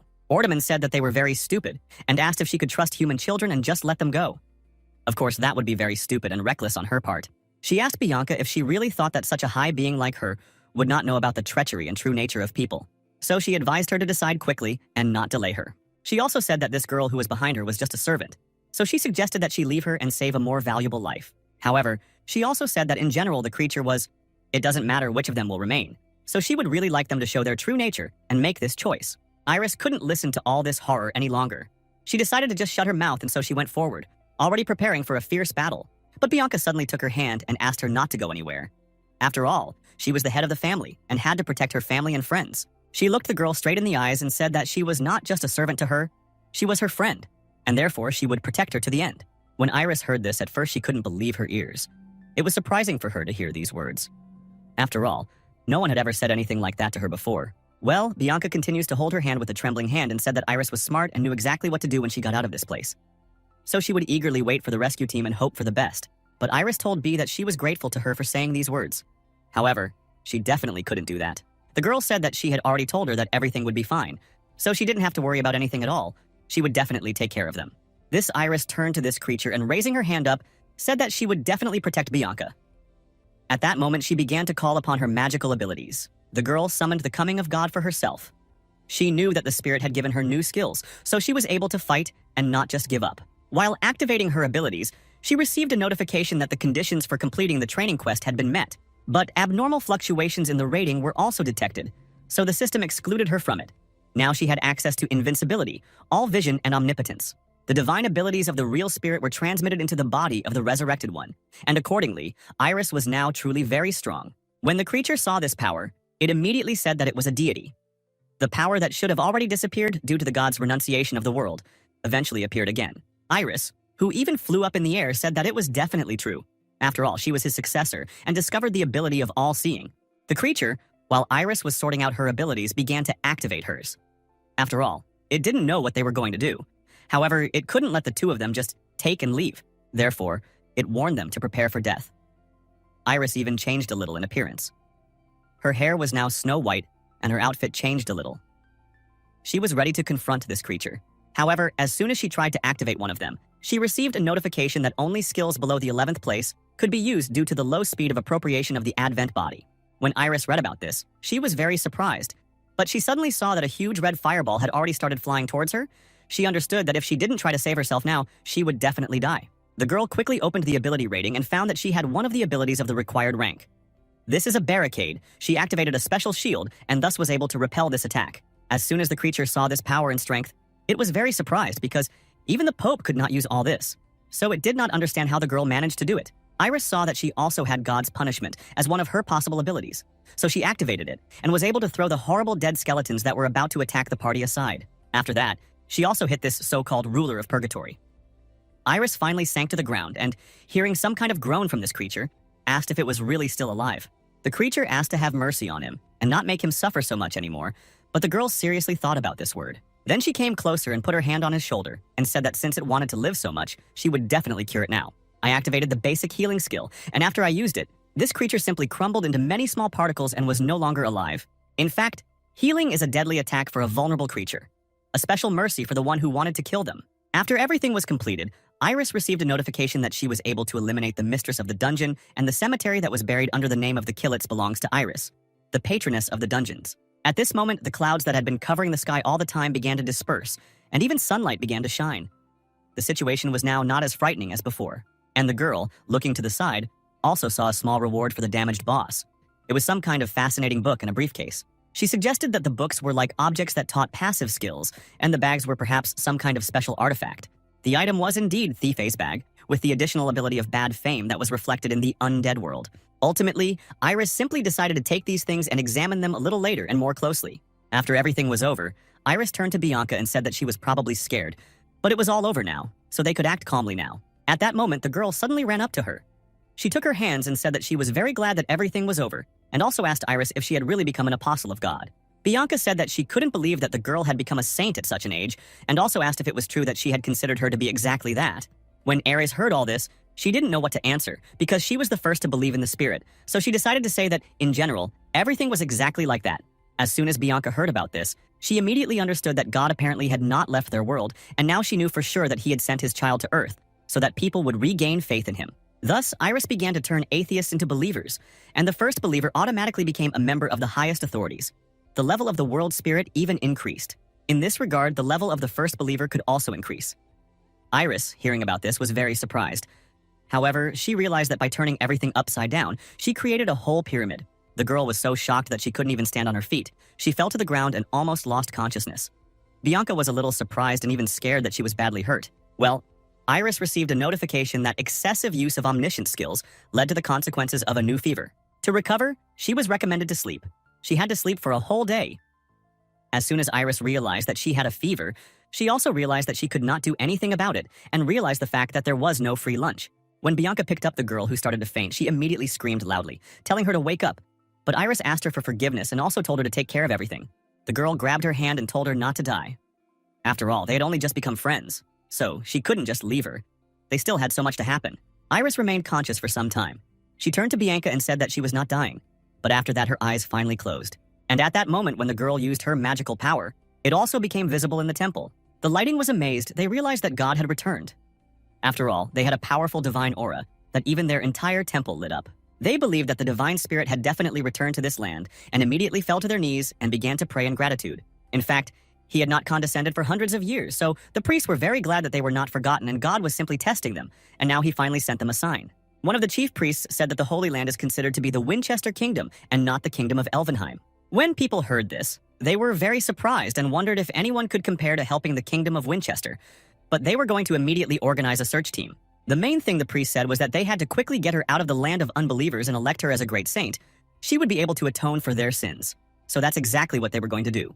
However, someone found this very illogical and asked when they said that Nadezhda would save the world. This man turned out to be a young guy with black hair standing next to him, and they approached the silver-haired guy who was listening to this entire service. The guy who was dissatisfied sighed heavily and said that it turned out quite well. He even decided to leave monasticism since that's how everything turned out. But his friend asked if he really thought that the church could ever let them go. Even if peace came, then they would be forced to carefully monitor neighboring countries until their death. That is why the church took orphans without family ties and put marks on their necks. He pointed to his mark, which was a vicious reminder that they had no choice. Then he turned to the fair-haired guy and asked, "Didn't Tut want to say anything?" He asked if you were jealous that a new saint had appeared and occupied all the divine love. But the fair-haired guy, who had bright blue eyes, said that jealousy was one of the 7 sins, so he had to be careful with his words. The boy immediately became angry. He considered him an incredible bore and was about to attack him. However, his friend stopped him and told him to calm down and also asked if he thought that he would become a favorite out of turn for this. The guys turned away from the black-haired one. She said that in any case only one of them would go to the master of ceremonies. At that moment, the fair-haired guy looked at his mark and thought that it was really not easy for them. But he really became interested in who this girl who was now a saint was. He understood perfectly well that perhaps this was just an excuse. However, he noticed that aura was a little different from the old order. However, he believed that this could not be. This girl was now either a saint or a sectarian, so he had to find out who she was. Meanwhile, Iris was already lying in bed with a wet bandage on her head to bring down her temperature. Although after some time she finally came to her senses, she felt simply disgusting, and at some point she even wanted to die. She felt as if she had slept for 10 days, and the spirit said at that moment that he had warned her that superpowers always had side effects, but she somehow didn't care about it. Iris did not regret the decision she made at all because she was able to survive and save her friend. Even if it was only for a short time, she felt incredible strength and she felt good about it. They didn't even have an A-class boss, so she believed that these powers should be enough to single-handedly break the S-class underworld. The spirit was ultimately proud of her, and by the next time he would become stronger, and the power of the coming of God would be stronger too. Iris was happy when she heard about this. However, she lay in bed the entire time after she regained consciousness. After all, she really had no strength, but she received a notification that the spirit insisted that it was a mistake and that the girl should not abuse her power under any circumstances. The girl replied that of course she did not intend to do so because she understood all the consequences. Iris said that she would simply become stronger. She survived in the world without relying on the help of the main character. However, she will need to train for a long time and prepare a lot. The spirit then thought it over well and encouraged her to continue working hard on prayer, teaching, and missionary work in the future. The girl answered him that she understood everything. However, he himself knew that this was missionary work. This was a multi-move game, so she very much doubted that she could do all this so quickly on her own. But at that moment, the door to her room opened and Bianca walked in. As soon as she saw that Iris turned her head towards her, she immediately rejoiced because she had finally come. She ran closer to her friend and said that this was a great happiness and also asked if everything was okay with her. Iris smiled and said that she was full of energy after such a sound sleep, so she certainly didn't have to worry about it. Bianca, who sat opposite her, said that she was glad that she was feeling better. She had been ill for 2 days, and when she did not regain consciousness, everyone around her was already worried. In fact, after this series of events, Iris suddenly felt something. She believed that she was just living in a book in a drama with very sad moments, but she was wrong to think that it would just be a set of fonts. On thin paper, people in this world also cared about their loved ones and friends, and they were incredibly lively and sweet. As on Earth, they searched for themselves and the foundation for their faith. They loved sweet desserts and flowers in the gardens. People around shared their feelings with their loved ones. Perhaps the souls of people who lived in this place turned out to be quite real, and therefore Iris could well believe it. If in the original God left this world, then the girl believed that it might be better if the spirit came to power in this place. After a short conversation, Bianca suddenly said in a serious voice that she had not told anyone about what happened. The phenomenon of the dungeon and her divine occurrence were significant events, but she didn't want to decide anything while Iris was unconscious. The girl thanked her for this and said that she did the right thing in keeping it a secret. However, Bianca was also very curious about something else. She said that she now had so much power and asked if you were going to join the punitive squad and destroy the underworld. Iris understood that if she wanted to become stronger, then most likely this is how it would happen, so she answered her like that. But Bianca suddenly lit up with joy and said that in that case she would also help. She said that she was certainly not a great warrior, but she could help with human and material resources, as well as the administrative work necessary to exterminate the evil spirits throughout the continent. And even when they grow up, Bianca was ready to be her deputy. Iris, hearing this, was immediately happy. She would hug her friend and thank her for it. They argued for a while about who was the most grateful, and eventually Bianca wrote in her notebook that she should have asked for more books about the underworld. Iris then asked how she thought they could best punish this place. Bianca thought for a moment and then said that there were two ways to get rid of the dungeon and punish the boss. The first was to simply leave it open. Since the difficulty of the dungeon in which the boss disappeared is significantly reduced, adventurers will of course go there and collect new material resources, such as byproducts of monsters, special plants, and minerals. The second way was to close the dungeon if the dungeon did not have valuable resources, or it was too dangerous. Then the easiest way was to close it and completely extinguish it. Iris immediately thought about closing the library dungeon. It was the perfect way out for them. All that was there was a cemetery and skeletons, so there was definitely nothing useful to be found there. Then she turned to the booze and said that it must have been very difficult for her to carry her from the wasteland to the exit. Well, the girl said that it was not so at all. The skeletons helped her. So she was able to easily cope with this matter as soon as Iris heard about the skeletons, which was very surprising. She couldn't even imagine that these terrible creatures could even help. But Bianca said that the surviving skeletons had gotten closer and she asked them to help her, otherwise she would be punished. And so they fulfilled her request. Iris still thought it was incredibly scary and assumed that Bianca had a lot of strength and courage. Then she suddenly remembered one thing and climbed under the bed, taking out her artifacts. Bianca was a little surprised at first because the girl stood up abruptly, but Iris got this very book from the dungeon and said that it was a reward for defeating the boss. It was called The Bad Fame That Frees the World of the Undead. Then she received a notification that the undead that would see her would generate fear.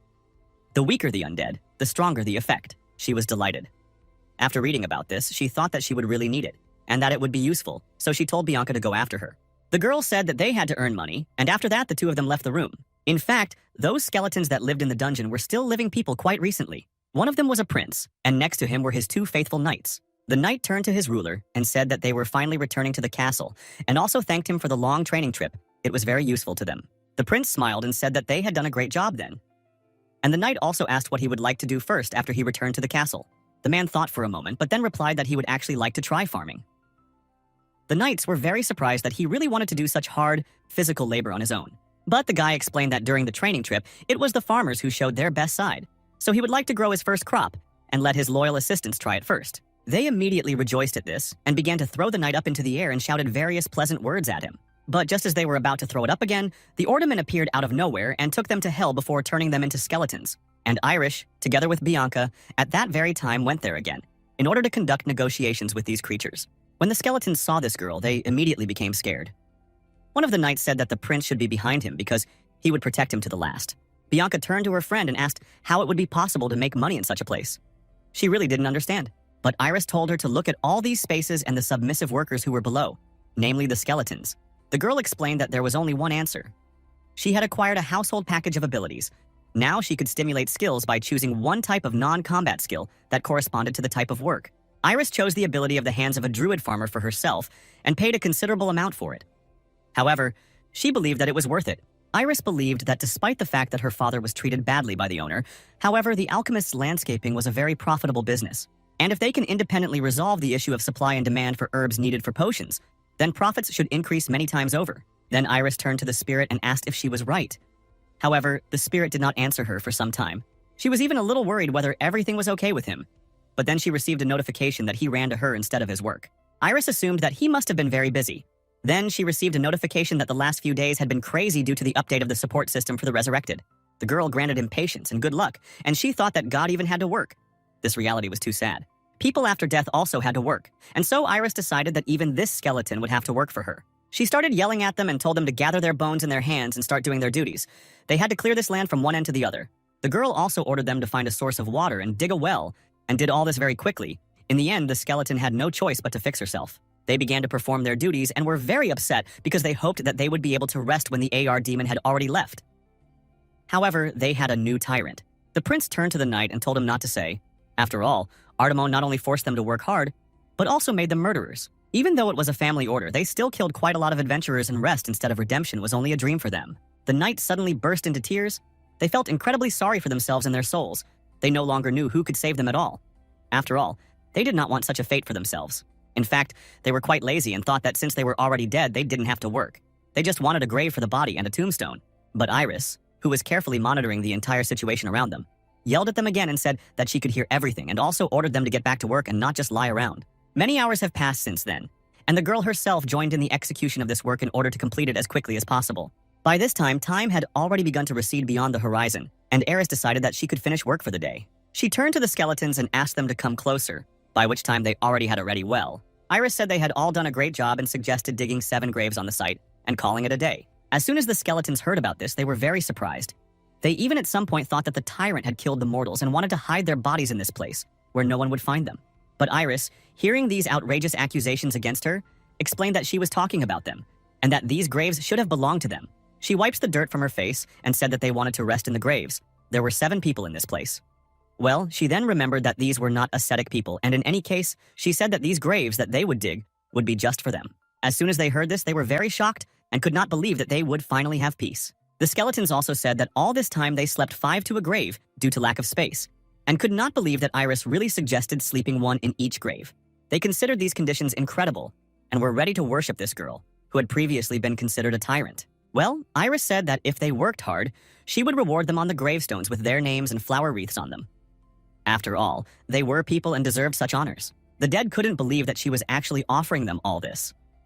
Iris explained that despite the fact that they were no longer alive, this was the most desirable name, so she could very well arrange it. Then, the knights turned to their prince and said that this child was simply a real saint. She provided them with incredibly pleasant conditions that suited them perfectly. Iris suddenly saw how these skeletons began to approach her, and even thought that they had already stopped being sad and were going to do something bad to her. However, they picked her up and started throwing her into the air while shouting her name and saying that she was an incredibly kind person. Iris was very surprised to see this, and Bianca, who was standing to the side, suddenly smiled happily. She thought that it was already with gratitude and joyful chanting of the skeletons that somehow she had already become on good terms with her subordinates. Iris said that she understood their joy perfectly well, but advised them to let her go. After all, they would definitely hurt their backs. Someone even lost a bone during all this. 3 whole weeks had passed since then, and their garden was now flourishing. That place definitely couldn't be called some kind of sinister dungeon. Iris and Bianca came as always to the morning rounds. The girl was telling her friend that she had finished reading that book about the underworld. She explained that usually time flew much faster in this place than up there. Bianca said that this was actually very good news for their business because, in this case, there would be frequent harvests. Harris agreed with her and said that in this case, their underground farm worked 3 times faster. So in just 9 weeks, they would get a simply amazing harvest for themselves and a great profit. Then they suddenly went a little further and saw those beautiful fields with plants and various herbs with which this dungeon was planted. The view that unfolded before their eyes was truly amazing. The grasses looked very healthy and bore fruit beautifully. I also noticed a beautiful river with water that passed by them. So these plants were perfectly saturated with water, which made them even better quality. She couldn't contain her surprise at how beautiful everything turned out. The girl was truly delighted with their work. The skeletons that were in the fields at that time saw their mistress and immediately decided to run up to her in order to show off their results. When they started running up, Iris smiled happily and said that they had made their farm incredibly beautiful, so she was very grateful to them. One of the skeletons showed her the first harvest. Iris was very surprised because she didn't think that everything would happen so quickly, but she was very happy. After this, many skeletons began to bring her various baskets with harvests of herbs. She was very surprised that there were so many of them and that she could already take it all. Eventually, she took all these finished baskets and went to Bianca, who was sitting on the hill near a tree to take a little rest. The girl put the baskets on the ground and said that they all tried so hard and wondered if it was her aura of fear that had such an effect on them. But Bianca laughed and replied that they apparently had a special attachment to farming after that. She asked how the girl was going to convey all this to their world. At that moment, Iris opened her suitcase, which she had taken from the dungeon, and said that she had one way, after which she warned her friend to watch carefully. As soon as the briefcase was opened, she immediately started throwing all these baskets of herbs into it. She was magical, and there was a lot of space in this suitcase. Bianca was very amazed when she saw this. She immediately started applauding and asked her friend how she was able to do this. But Iris explained that it was a trophy from Artemon in a bag of about 15 square meters of space, so that incredibly large things could be put in it. And Iris explained that she didn't even feel all this weight because she was connected to the subspace, so she could throw a lot of different heavy things there and not worry about the weight. The girl hugged her suitcase, which now contained her first harvest, and smiling happily said that she would be able to prepare many potions from the collected herbs. Bianca praised and congratulated her, and also said that she was very glad that everything was moving so quickly, but she still needed to organize a secret pharmacy to sell her potions. Iris heard this and was very surprised. She asked if the girl was really going to do this on her own. She thought that they would hold a tender among existing companies. But my friend explained that she knew enough about the procedures of such companies, so she decided to do everything herself. First, they will deliver to the store and to the territory for testing, and also asked Iris if she would like to get acquainted with their business plan.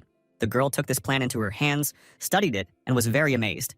She could not believe that she did not need to think about such administrative moments at all. All that was left was to make the potion. Even though Iris failed to pretend to be a healing child, becoming a lady in a rich chair was no longer a dream, but she was quickly moving towards making it a reality. While Iris was rejoicing, she suddenly received a notification from the system that an inspection of the new update of the resurrection support system was being conducted. Having heard about this, the girl was very surprised. She was not prepared for the update to happen today. She decided to move away from Bianca so that Ta would not suspect anything. Iris said that she would go and look at their farm again. After that, she walked to the side and opened the task menu, asking to be shown the update topic. She was interested to know what exactly was updated. Then she saw that the update integrated training, now included saving books purchased and read after resurrection. When Iris read about this, she was very happy. This is exactly what she asked for, and there was also an update to the store's cache. The girl immediately opened it to view the new item, but as soon as she saw the new position, she was very surprised because there was the right to change the genre. She could now buy the right to change the genre of the original work of the Resurrection World. Iris was very surprised. She couldn't believe that she could actually change her lifeline with this right just by using the cash. But this meant that her unfulfilled dream of Ron fan and education could still come true. But then suddenly she lowered her gaze lower and became a little upset. All because there was a new notification that a new genre was determined randomly among fantasy, romance, yuri, or yaoi, and others. And it cost as much as 10 billion cash. Of course, Iris wasn't going to buy it because it was a complete scam.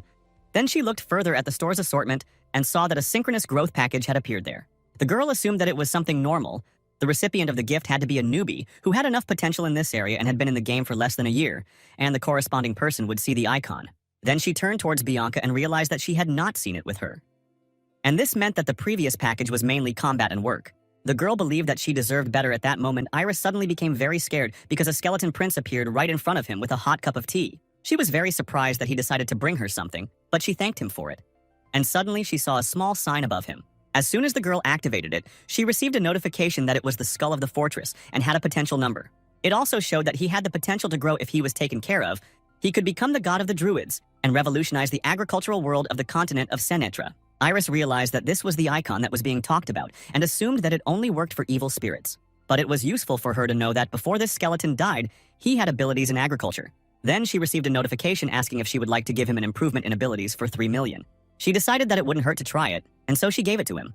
After which Iris smiled and said that he probably knew perfectly well what to do now. The skeleton, who had been a prince in life, immediately shook his head, ran towards the garden, and began to do his work even more carefully and quickly. When Iris saw this, she was very pleased. Then Bianca came closer to her and noticed that this skeleton was doing everything so well, and it was a little surprising. But the girl only agreed with her friend. She believed that she did not need to know all the details. In fact, he had no choice because he obeyed Iris because of his bad reputation among the undead. And besides, it was fundamentally impossible to get out of the dungeon. So he would not be able to take this money for himself and would not run away with it. And thanks to the special abilities, he would work without her visiting the farm. So she believed that this ability could be worth even more than she paid. And besides all this, when Iris saw the smile on the skeleton's face, she realized that he really liked all this, so she did not regret it. After she visited her farm, Iris went back to the estate. She carefully looked at all the rumors that worked there. However, there was no one with a badge, although the entrance was quite high. Iris realized that it was impossible for a person with such potential to be ordinary among these supporting actors. So she decided to check someone else. Her brother started to walk past her, and she immediately saw that a small purple ruby appeared above him, just like the one above the skeleton. She immediately ran up to her brother the prince and was going to see his ability. As soon as she saw all this, the girl was very amazed. She literally glowed with happiness and considered it incredible. She immediately ran out to the prince and was going to talk to him. However, she didn't have time. At this moment, the black-haired boy suddenly kicked him while they were in a duel with wooden swords. When the prince fell to the ground, he had many new scratches and abrasions, and the boy shouted at him and told him to get up immediately and not give up without a fight, because he had not finished yet. Iris saw this very well, but she did not understand what was happening at all, and why they decided to simply beat her brother in such a brazen manner. This boy continued to beat him. Iris was not going to just watch this. She immediately ran up and stood in front of the prince, blocking him from the blows. The countess's son finally stopped when he saw the girl. At first, he didn't recognize her. He already wanted to shout at her, asking why she had decided to interfere with him at all. But then he remembered her. and asked if it was true that she was the girl from Rotten Tomato who set him up in an ugly way. He shouted at her and told her to get out of the way. After all, he had a lesson in sword training. After that, he turned to the teacher and asked if it was true that he needed to continue. The teacher, who at that moment was not even following the lesson but admiring himself in the mirror, said that outsiders should leave. After all, that's not right. Iris, hearing about the training, was very shocked. She asked, how could he use living people for such training? This was very wrong. I looked at my brother, who was covered in bruises and scratches, and realized that this was just violence disguised as a lesson. Well, the boy didn't care at all what she said. He called her a bore and told her not to interfere in their affairs. Then suddenly looking at Iris, he smiled and asked if she would like to become his rival since she wanted to protect her brother so much. Despite the fact that the prince was beaten quite badly, he stood up and covered his sister with his body. The boy was very serious. He did not intend for her to get hurt too. As soon as the guy saw this determination in the black-haired girl's eyes, he became even more angry. He looked at him with disgust and told him not to even try to pretend to be cool. He would never succeed. After that, he swung a stick at him and said that he wanted to test his reaction in this way. However, at that moment, the door to the room suddenly opened and a drunkard walked in, and she screamed loudly at her brother so unexpectedly that he could barely stay on his feet. The girl was very unhappy with his behavior and asked what was so unworthy about him. As soon as I turned back, I saw my friend Bianca started to come closer to her and asked if everything was okay with her because she was very scared that something bad would happen to her. As she walked past her brother, she looked at him with a simply murderous gaze and could not believe that he had really sunk to such a low level in his behavior. The girl screamed loudly at him and asked how long he was going to suffer with such childish nonsense. The boy was even confused. He didn't know what to answer her to this. Then he decided to shift all the blame onto the teacher. He said that he had absolutely nothing to do with it and pointed at the teacher and said that it was their training. When the teacher saw Bianca, he immediately tore his gaze away from the mirror, but the girl in a cold voice asked them to tell her one thing then. I continued to look at them. She said the hierarchy is clear, so is the one-sided use of violence against a servant an educational policy? The teacher was well aware that he was in deep trouble and tried to get out of this situation by saying that the master liked this kind of training so much that he simply could not refuse him. Bianca said that it is best to avoid fencing training because it is quite traumatic. After that, she asked Iris to take the prince away and take care of him. Her friend immediately thanked her for this. But the sister of her hooligan brother said that she would tell mother about everything and he would be punished for it. Iris, in the meantime, took her brother to their room. After that, she took out her suitcase and poured out all the herbs that she had collected in the dungeon that morning. The prince, who was sitting behind her, suddenly asked her for forgiveness in a very sad voice and also asked if she was angry. The girl began to very roughly tear the herbs in order to prepare the ointment and said that she was not angry with him. However, she wanted that boy to finally get what he deserved and stop humiliating and beating everyone around him. She also asked him to sit quietly while she made a special healing potion for his wounds. When the prince heard about this, he was very surprised and asked if she really wanted to make me an ointment, but a real potion.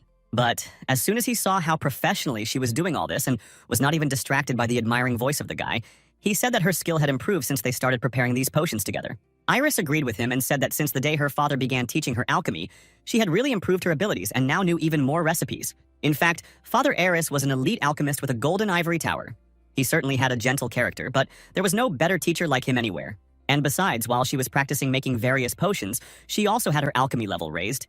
She paid a lot of money for the privileges of reincarnation, so she didn't want her abilities to be in vain. After the potion was ready, she poured a small glass for the prince and told him to be sure to drink it all to the bottom.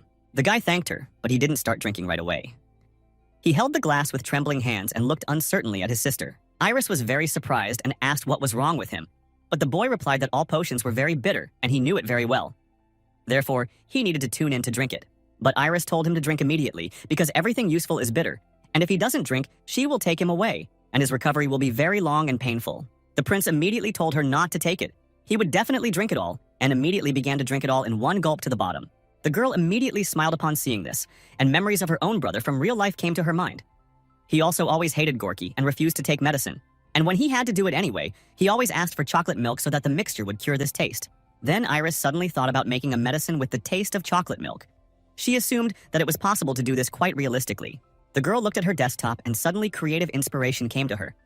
She believed that she would be able to create something new and less disgusting. While the prince had not yet finished drinking it all, she snatched the glass from him and asked him to wait a minute. She would definitely return it to him, but before that she would do something. Of course, the guy was very surprised by this, but Iris in the meantime began to add various syrups and mix other herbs. Soon she succeeded, and she gave him the black liquid, telling him to drink it now. When the prince took the glass, he saw that now this medicine looked like poison. It was completely black. He became a little scared to drink it, but he understood that his sister would definitely not poison him. So, having plucked up his courage, he drank it and thought that he needed to swallow it as quickly as possible so that it wouldn't be so disgusting, because Iris had tried to do it after all. As soon as he tasted this medicine, he was very surprised and joyfully shouted and said that it was a wonderful sweet chocolate taste. Iris, hearing about this, immediately smiled and breathed a sigh of relief. She was not completely sure whether she would be able to repeat all this. However, she was happy when the result turned out to be correct. The prince was very amazed and told his sister that he had never heard of sweet potions before, and also said that she would become rich if she put it on sale. Iris thanked him for such a nice compliment, and the prince continued to praise her and said that she was truly incredible. In appearance, she always seemed rather modest, but in the end, it turns out that she has hidden a lot of potential and talent. Well, then suddenly Iris took him by the hand and said that it was not so. It was her brother who was incredible. She knew it. In fact, the guy's potential was that he was a master of the sword. He had a hidden sword power worthy of an aura, and the future of the respected master of the continent depended on Iris's decision. She could pay him a rather large sum of money so that he could begin to develop his talent as soon as possible.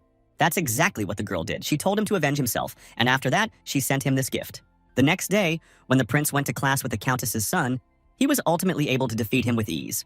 The guy couldn't hit him even once. He immediately burst into tears and asked how it happened that he couldn't hit him even once. The prince himself was actually very impressed. There was not a single scratch left on him. He easily defeated his opponent and proved his strength. The boy who fell to the ground began to scream loudly, asking how he dared to knock him down, and he also began to threaten him, saying that he would kill him. The prince, to whom this happened for the first time, was very surprised. He asked the master for forgiveness and said that he himself did not know how this happened. And the teacher, who had been watching what was happening all this time, suddenly praised the prince and said that he was growing before our eyes. His abilities were improving day by day. He also said that he had a clever and well-thought-out counterattack. He just needs to work a little on his technique, and then everything will be very good. The teacher advised him to bend his knees slightly and use his hands instead of his wrists. The teacher thanked him for this advice. He himself was very surprised. After all, the teacher had never noticed him before. Of course, he immediately became indignant, because he was his teacher and not the prince's, so he would like more attention to himself. The teacher asked him for forgiveness and explained that he had simply not met such an incredible talent for a long time, so he simply could not restrain himself. But the boy did not understand at all where the teacher could find talent in the printer. He considered him a complete simpleton, because it was even visible on his face. Then, he threw aside the wooden stick and thought that if he had a real weapon, he would definitely be able to win. Then the boy suddenly stopped and thought that if it weren't for this wooden sword, everything would have been different. And accordingly, an idea had already appeared in his head that clearly could not lead to anything good. In fact, after training, the prince went to the garden to help his little sister, where one of the gardeners asked him to take the seeds inside. The boy happily decided to help. He took all the shovels and also the seeds that he had to take. At that moment, the prince thought and realized that he had been feeling rather strange lately. It had become much easier for him to carry anything heavy. It was as if he had become stronger since the very day he drank that potion from his sister. At that very moment, the countess's son was above the guy, and he laughed and thought that, in fact, even without the ball, he could knock him out. The boy began to throw flower pots on him from above and thought that the prince had no chance to dodge them. He thought that he certainly didn't have eyes on the back of his head, so he wouldn't be able to notice them in time and therefore get hurt. But the prince simply felt some kind of danger approaching him. He grabbed one of the shovels and, turning around, hit with all his force the pot that was flying straight at his head. As soon as his rival saw this, he was very surprised. He could not believe that somehow the prince actually noticed these things. After this, the boy also swung his arm to hit the second pot and threw it towards the very same countess's son who had thrown them off. After that, his wooden sword level increased and his body became stronger. From that moment on, all sneaky attacks were blocked automatically. The prince looked up and asked who was there, because he understood that it was this man who had dropped these bags on him. He asked him to stay there, and he would now go up to him. The boy, who was already very scared, thought that he really did have eyes in the back of his head. And then he started running away from the roof. He also said that the prince should not come under any circumstances. He asked for forgiveness for disturbing him, and also said that this would not happen again. When the boy heard this voice, he thought that it was quite familiar to him. However, he still could not remember where he had heard it. And Iris, who was passing nearby at that moment with her special potion jars, and saw this whole situation, thought that that guy was a real idiot. She didn't know who could be able to fool such a smart and capable person as the prince, so she ran out to meet him to talk. When he saw his sister, he was a little surprised and asked what exactly she was carrying. Iris explained that it was her potions and fundin. After that incident, she was struck by inspiration, so she decided to experiment a little. The girl said that in the basket there were potions with the flavors of grape, coffee, mint, steak, smoked salmon paste, blueberry muffin, and also a fountain to replenish energy. I immediately gave him one of these sweets and told him to eat it, because he was probably already pretty tired. After that, the girl said that she knew very well that at night he trained in fencing alone, so he had to eat well to replenish his strength. She also said that Master Rombardo also took a lot of medicinal herbs, so he also needed it. She said that the principal definitely had to grow up and get into the Knights Academy. As soon as the guy heard this, he was very surprised. He chewed the dessert that the girl gave him and said that he was very grateful to her for everything that she does. But Iris said that he was not obliged to thank her at all. because it was not difficult, and besides, she needed someone to try her new potions on. Then suddenly the boys took another dessert and said that this was not just a food additive. What she told him then was incredibly important. He said that she always supported him when he lacked skills and told him that he was incredible. Thanks to her, he became a better version of himself every day. So the prince thanked Iris with all his heart for her work and said that she was truly the best sister in the whole world. When the girl heard this, she immediately said that if he was so grateful, he owed her a whole 100 minutes of Igor. The prince, of course, did not understand what games were being discussed and immediately asked if she really meant playing with dolls. When Iris realized that she was very confused and said what she had said to her brother in her past life, she already wanted to explain something to him, but fortunately, she didn't have time. And all because the gardener called from behind him and asked if the prince had not yet finished taking all these items, and he also said that when he finished, he should help him in the garden. Iris immediately started pushing him towards the barn and said that his name was, so he needed to go there as soon as possible, and she also had a lot of things to deal with, so they couldn't just stand there. Despite the fact that the prince still considered all this very strange, he agreed and said goodbye to Ares, saying that they would see each other again. The girl also waved goodbye to him and told him to forget her words, because he had no time for games. He had to train hard. He also waved goodbye to her. And he himself tried to understand what this was all about, because Iris had never played with dolls. So such a request from her was incredibly strange to him. But after she left, he suddenly realized that because he stopped seeing her often, he even missed her a little. After that, he went to carry out the duties that he was asked to do. And Iris went directly to the estate with her new recipes. She realized that she needed to introduce herself more discreetly, because she couldn't let anyone guess that she wasn't real. She shouldn't have allowed this to happen, because it was absolutely taboo in the novel for the resurrected. However, she didn't know what to do if this suddenly happened. So she assumed that she should ask God about it at the next prayer. And when Iris was about to go into her room, she suddenly didn't notice the person coming out of there and collided with him. Because of this, one of her jars with the potion even fell out and rolled to the side. She asked for forgiveness and also asked if everything was okay with the person she ran into. It was no longer a young elderly lady. She helped the girl lift the jar with the potion and asked if she had really created it herself. Iris immediately became wary. For some reason, she felt very uncomfortable being around this person, but she said that she made this potion herself. The woman then looked at her with big purple eyes and in a quiet, distant voice said that, "This is magnificent and also very original." Iris did not understand what kind of strange aura was around, but the woman at the same time asked if she knew her name correctly and also said that she actually recognized her. Before Iris was no longer going to be so polite with her, she looked at this woman with great suspicion and tried to understand who she even was. But at that moment, the voice of the countess was heard behind them, who, running out, turned to her mother and asked in an alarmed voice what had suddenly brought her to their estate. Bianca also appeared behind Sandra, and then the girl realized that this woman was Catherine Killett. She reminded me of her character in the actual plot of the novel. Catherine was one of the cardinals of the church. The main character was her parishioner. She is an exemplary cardinal, hardworking, strict, and reserved. But most of all, she also had special talents. Iris knew these talents very well. So she became interested in taking a closer look at this woman. When the whole family went out for a walk, Iris understood why this woman was looking at her like that. Now it began to explain a lot. She was a very interesting character. However, in real life, she turned out to be even more interesting and mysterious. Katrin turned out to be exactly as Iris imagined her. At that moment, she received a notification that her deity liked her interest in the surrounding world. The girl continued to be interested in everything. She also became very interested in what the main character looked like. She also hoped that he would turn out to be the way she imagined him, and also assumed that he was probably incredibly handsome. Then the spirit asked if Iris wanted to meet him. The girl replied that of course she wanted to, because he was the main character. And despite the fact that she was simply resurrected and was undergoing training, and her activities were limited, the main characters were supposed to look into this place only in the distant future, but she still hoped for their meeting. The spirit then suddenly told her that it was possible to arrange a meeting by deception, and Iris, hearing about this, immediately became interested because she did not think that this was really possible. At that moment, Bianca suddenly decided to come visit her after their walk. She knocked on the door of the room and said that it was her, and also asked if the girl was in her room or had gone somewhere. She immediately ran to the door and opened it, smiling happily. She was glad to see her friend and of course allowed her to enter. Then she asked what exactly had brought her to drinking so suddenly. She noticed that her family was out for a walk in the garden with her grandmother, so she thought that she would go there too. As soon as Bianca heard about her grandmother, she immediately began to look very upset. She said that she could do without this walk. Iris understood that something was clearly wrong there, so she became wary and asked what had happened. And her friend explained that her grandmother hated her very much, and it had been like that since early childhood. She always turned away, looking at the drinking, and never said a word. However, the girl did not consider her bad. Bianca said that she definitely had her reasons for it, so she understood her behavior perfectly well and was not going to be offended. As soon as Ares heard this, she immediately wanted to feel sorry for her friend, because she was definitely wounded in the heart. However, she still continued to defend her grandmother. This was very unusual for her. Bianca loved her grandmother, even though she was treated like that, so she didn't understand how this could happen. And Juris already wanted to tell her something.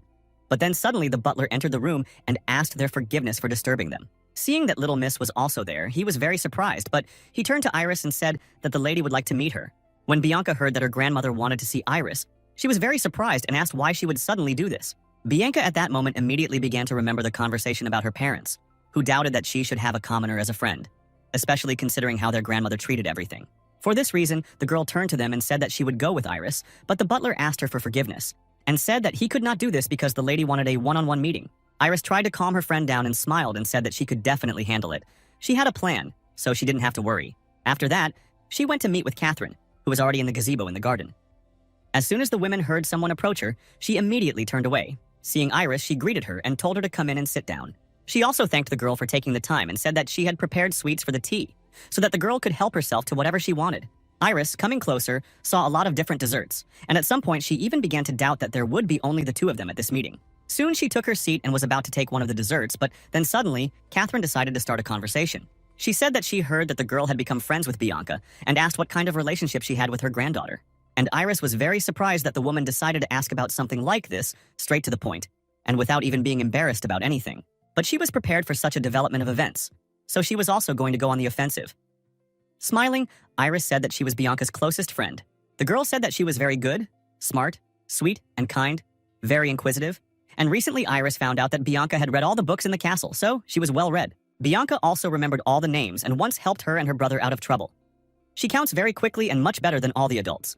And at that moment, when Iris continued to praise Bianca, she saw a small smile on her grandmother's face, which Tanya was able to hold back. The girl realized that Cardinal Catherine did not hate her granddaughter at all. The truth was that she was simply not used to such a relationship. Iris also decided to go straight ahead and asked if it was true that the lady had arrived that day to visit Bianca. When the woman heard such a thought, she was immediately surprised and asked why she suddenly decided to think so. But the girl, looking the woman straight in the eye with a very confident voice, said that this was all because she was waiting for something to die. Having heard this, Catherine was even more surprised, and with a trembling voice she asked what she had said. She explained that the woman suddenly came to this place. However, Bianca survived, in spite of everything. She asked if it was true that this was why everything happened. Catherine was silent for a while, thinking about all this, but then she told the girl that she was a very unusual child and asked who Iris really was. In fact, Catherine had one secret. This is her special ability, which was called life-death. The gift allowed one to see how much time a person had left before death. Catherine saw it with her own eyes. She was also able to see the rest of her beloved granddaughter's life. And she knew this very well because she knew the original plot of the story. So she turned to the woman and said that she was just wondering why she remembered the name of some simple servant. It was really very strange and suspicious. She said that now she understood that it happened because she and Bianca were destined to die on the same day, and Catherine saw it. The woman was so shocked that she even stood up from her seat, shouting at the girl and asking how she could have even found out about this. In fact, those who had the ability like Catherine to see the remaining life could not participate in the lives of others or divulge what they saw. Catherine was ready to say goodbye to her granddaughter. No matter how painful it was for her, she was unable to accept this pain, and so she simply took and turned away from her. However, now Iris said that the woman does not need to distance herself from drinking. She will live accordingly. She could return to normal communication with her granddaughter, but the woman continued to insist on her own. She said that she would ask again who the girl was. Iris was about to answer something, but then suddenly she received a huge notification that the so-called leak inspector had received the report and was rushing to her. The girl was a little surprised that someone new decided to come to her. However, looking at his name, she guessed what he was doing. However, she did not understand why he looked at her like that, and because of this, she felt very uncomfortable. Iris already wanted to say something, but she kept looking to the side to understand what this inspector really wanted. However, the woman interrupted her and said that she didn't have to say anything, because she herself saw everything perfectly well. In fact, Iris had a very strange number of years of life. It certainly could not fit into one life. Therefore, Catherine, without even asking a question but rather stating a fact, said that the girl was reincarnated, so she knew the future. After this, the woman smiled and said that this was precisely why she changed Bianca's future, for which she, of course, was incredibly grateful. She saved her granddaughter, so it was really very brave and incredible for her. Iris said that Bianca is really smart, cool, sweet, and just wonderful. She is so smart that she calculated faster than adults, and is passionate about research. Therefore, she has no books left to read. Therefore, smiling, the girl said that she was really also incredibly happy to find such a friend, and it was an honor for her to communicate with Bianca. Catherine said that in fact she was really very grateful to Iris for what she did, and suddenly burst into tears and said that in the end, without even realizing it, she turned out to be very cruel to her granddaughter. The woman said that if she had known that everything would turn out this way, she would have definitely loved her properly. She really hoped that one day Bianca would take her hand again and would be able to forgive her at least a little.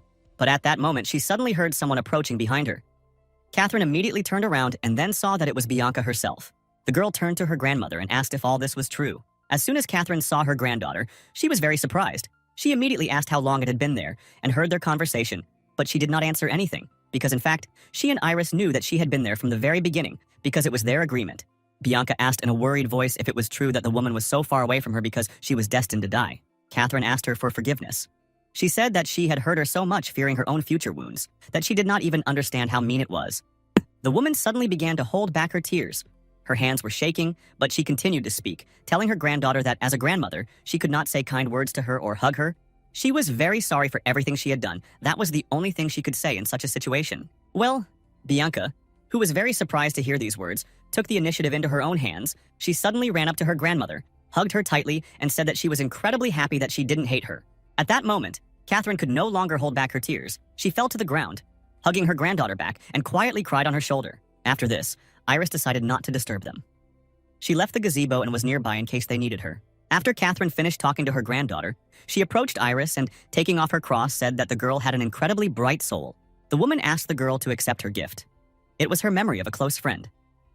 She really hoped that she and Bianca would continue to remain friends. Iris, of course, accepted this gift and said that she also really hoped for it because Bianca was a wonderful person. Then Catherine Sev, next to her, said that if she needed anything else, she could definitely talk about it. Well, Iris said that it definitely wasn't worth it. She was grateful to her. But she said that she was already happy that they both made peace and were happy, so she didn't need more. However, then the girl suddenly thought about all this and realized that she needed to seize this wonderful opportunity. She told the woman that there was actually something she wanted, and that was to go to Songwancheon. In fact, this was the same trick to get out of the training wife that the spirit said. If there was an opportunity to move there, then that was great, and Iris was going to take advantage of this opportunity. Catherine, hearing her request, said that she was a very faithful child and such a request was definitely not difficult, because the day of sacrifice was coming soon, so she suggested going there together at that time. After that, with the help of God's power, Iris was given the first quest, which was called Sanhoncheon weeds. It said that she had to find high-quality elephant grass that grew in the sanitary area, which was mistakenly considered a weed. The reward for success was fresh elephant tip seedlings, and there were no penalties for failure, and Iris, of course, accepted this quest and was very happy about it all. The girl believed that now she could finally leave this place and see the main character. Several days passed from that moment, and finally the time came when they had to leave. Catherine walked forward while the servants carried their things into the carriage. The woman turned to Iris and said that it was time for them to leave, and also asked that she end with thanks, and that they leave already. Hu said goodbye to her father and brother and said that now she would come and say a few more words she was going to say to them. She said that she would be back very soon, so she asked them not to miss her too much and to continue working. The father, who even began to have tears in his eyes, told his daughter to listen to her aunt, not to answer strangers and to always be very careful with food. Iris was indignant and said that she was no longer a child, so she did not understand why he told her such simple truths. But the man objected and said that she was still a child, so he asked her to obey. The girl did not argue anymore. And all because at that moment Bianca ran up to them to also say goodbye. She asked Iris for forgiveness for not being able to go with her this time, but the girl did not object and said that there was no problem with that since she would be busy training the receiver anyway. Bianca also whispered to her if everything was okay there, because yesterday she saw how many things Iris had packed in the Sangwoncheon. The girl smiled and said that everything was fine. She just got in the mood for the trip, so she decided to prepare everything necessary for this. In fact, about the autumn Bianca were not groundless under the protection of the training period.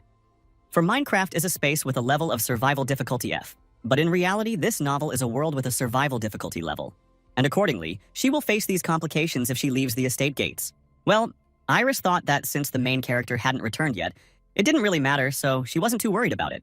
Then Bianca called her maid to her and said that she would like to give her a small gift for the journey. She handed the girl some pasta from Chef Peishi, which was incredibly beautiful, colorful, and certainly very tasty. Iris was immediately delighted and thanked Bianca for this. She said that she would definitely try them and enjoy every moment. But her friend suddenly leaned closer to her and said that she would really like to find out later how old she really is and jokingly called her Reborn. Iris laughed and said that she would definitely do it someday. But at that moment, the leak inspector was watching her, so she was well aware that she would definitely not be able to do this. Then suddenly one of the servants said that it was time for them to leave. Catherine came closer to Eris and said that she should stay closer because she would be using the space transition stone. The man took out a blue stone and activated it. For a while, nothing happened, but soon a bright light lit up and they moved with ease. Because of the bright light, Iris's eyes were closed. However, Catherine turned to her and said that she could already open them. After all, they had arrived. When the girl did this, she really saw a huge estate in front of her. as well as many people around.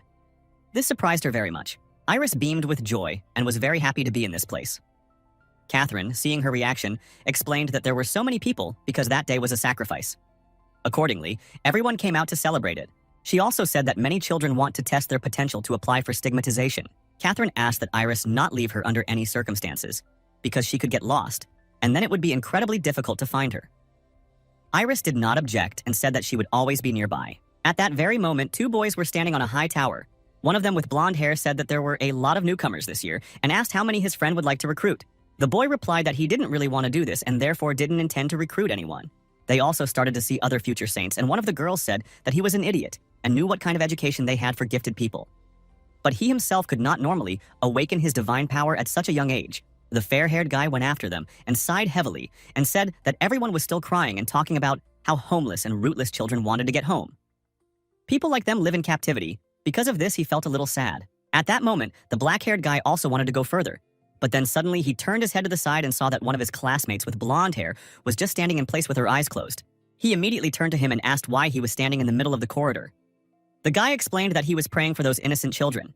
The guy, of course, didn't like that one of his classmates decided to pretend to be a saint. Looking at him skeptically, he asked if he really wanted them all to pass, or if stupid prayers were just his hobby. The boy did not take offense at this. He said that in fact everything was not so. He prayed that they would fail and return to their home.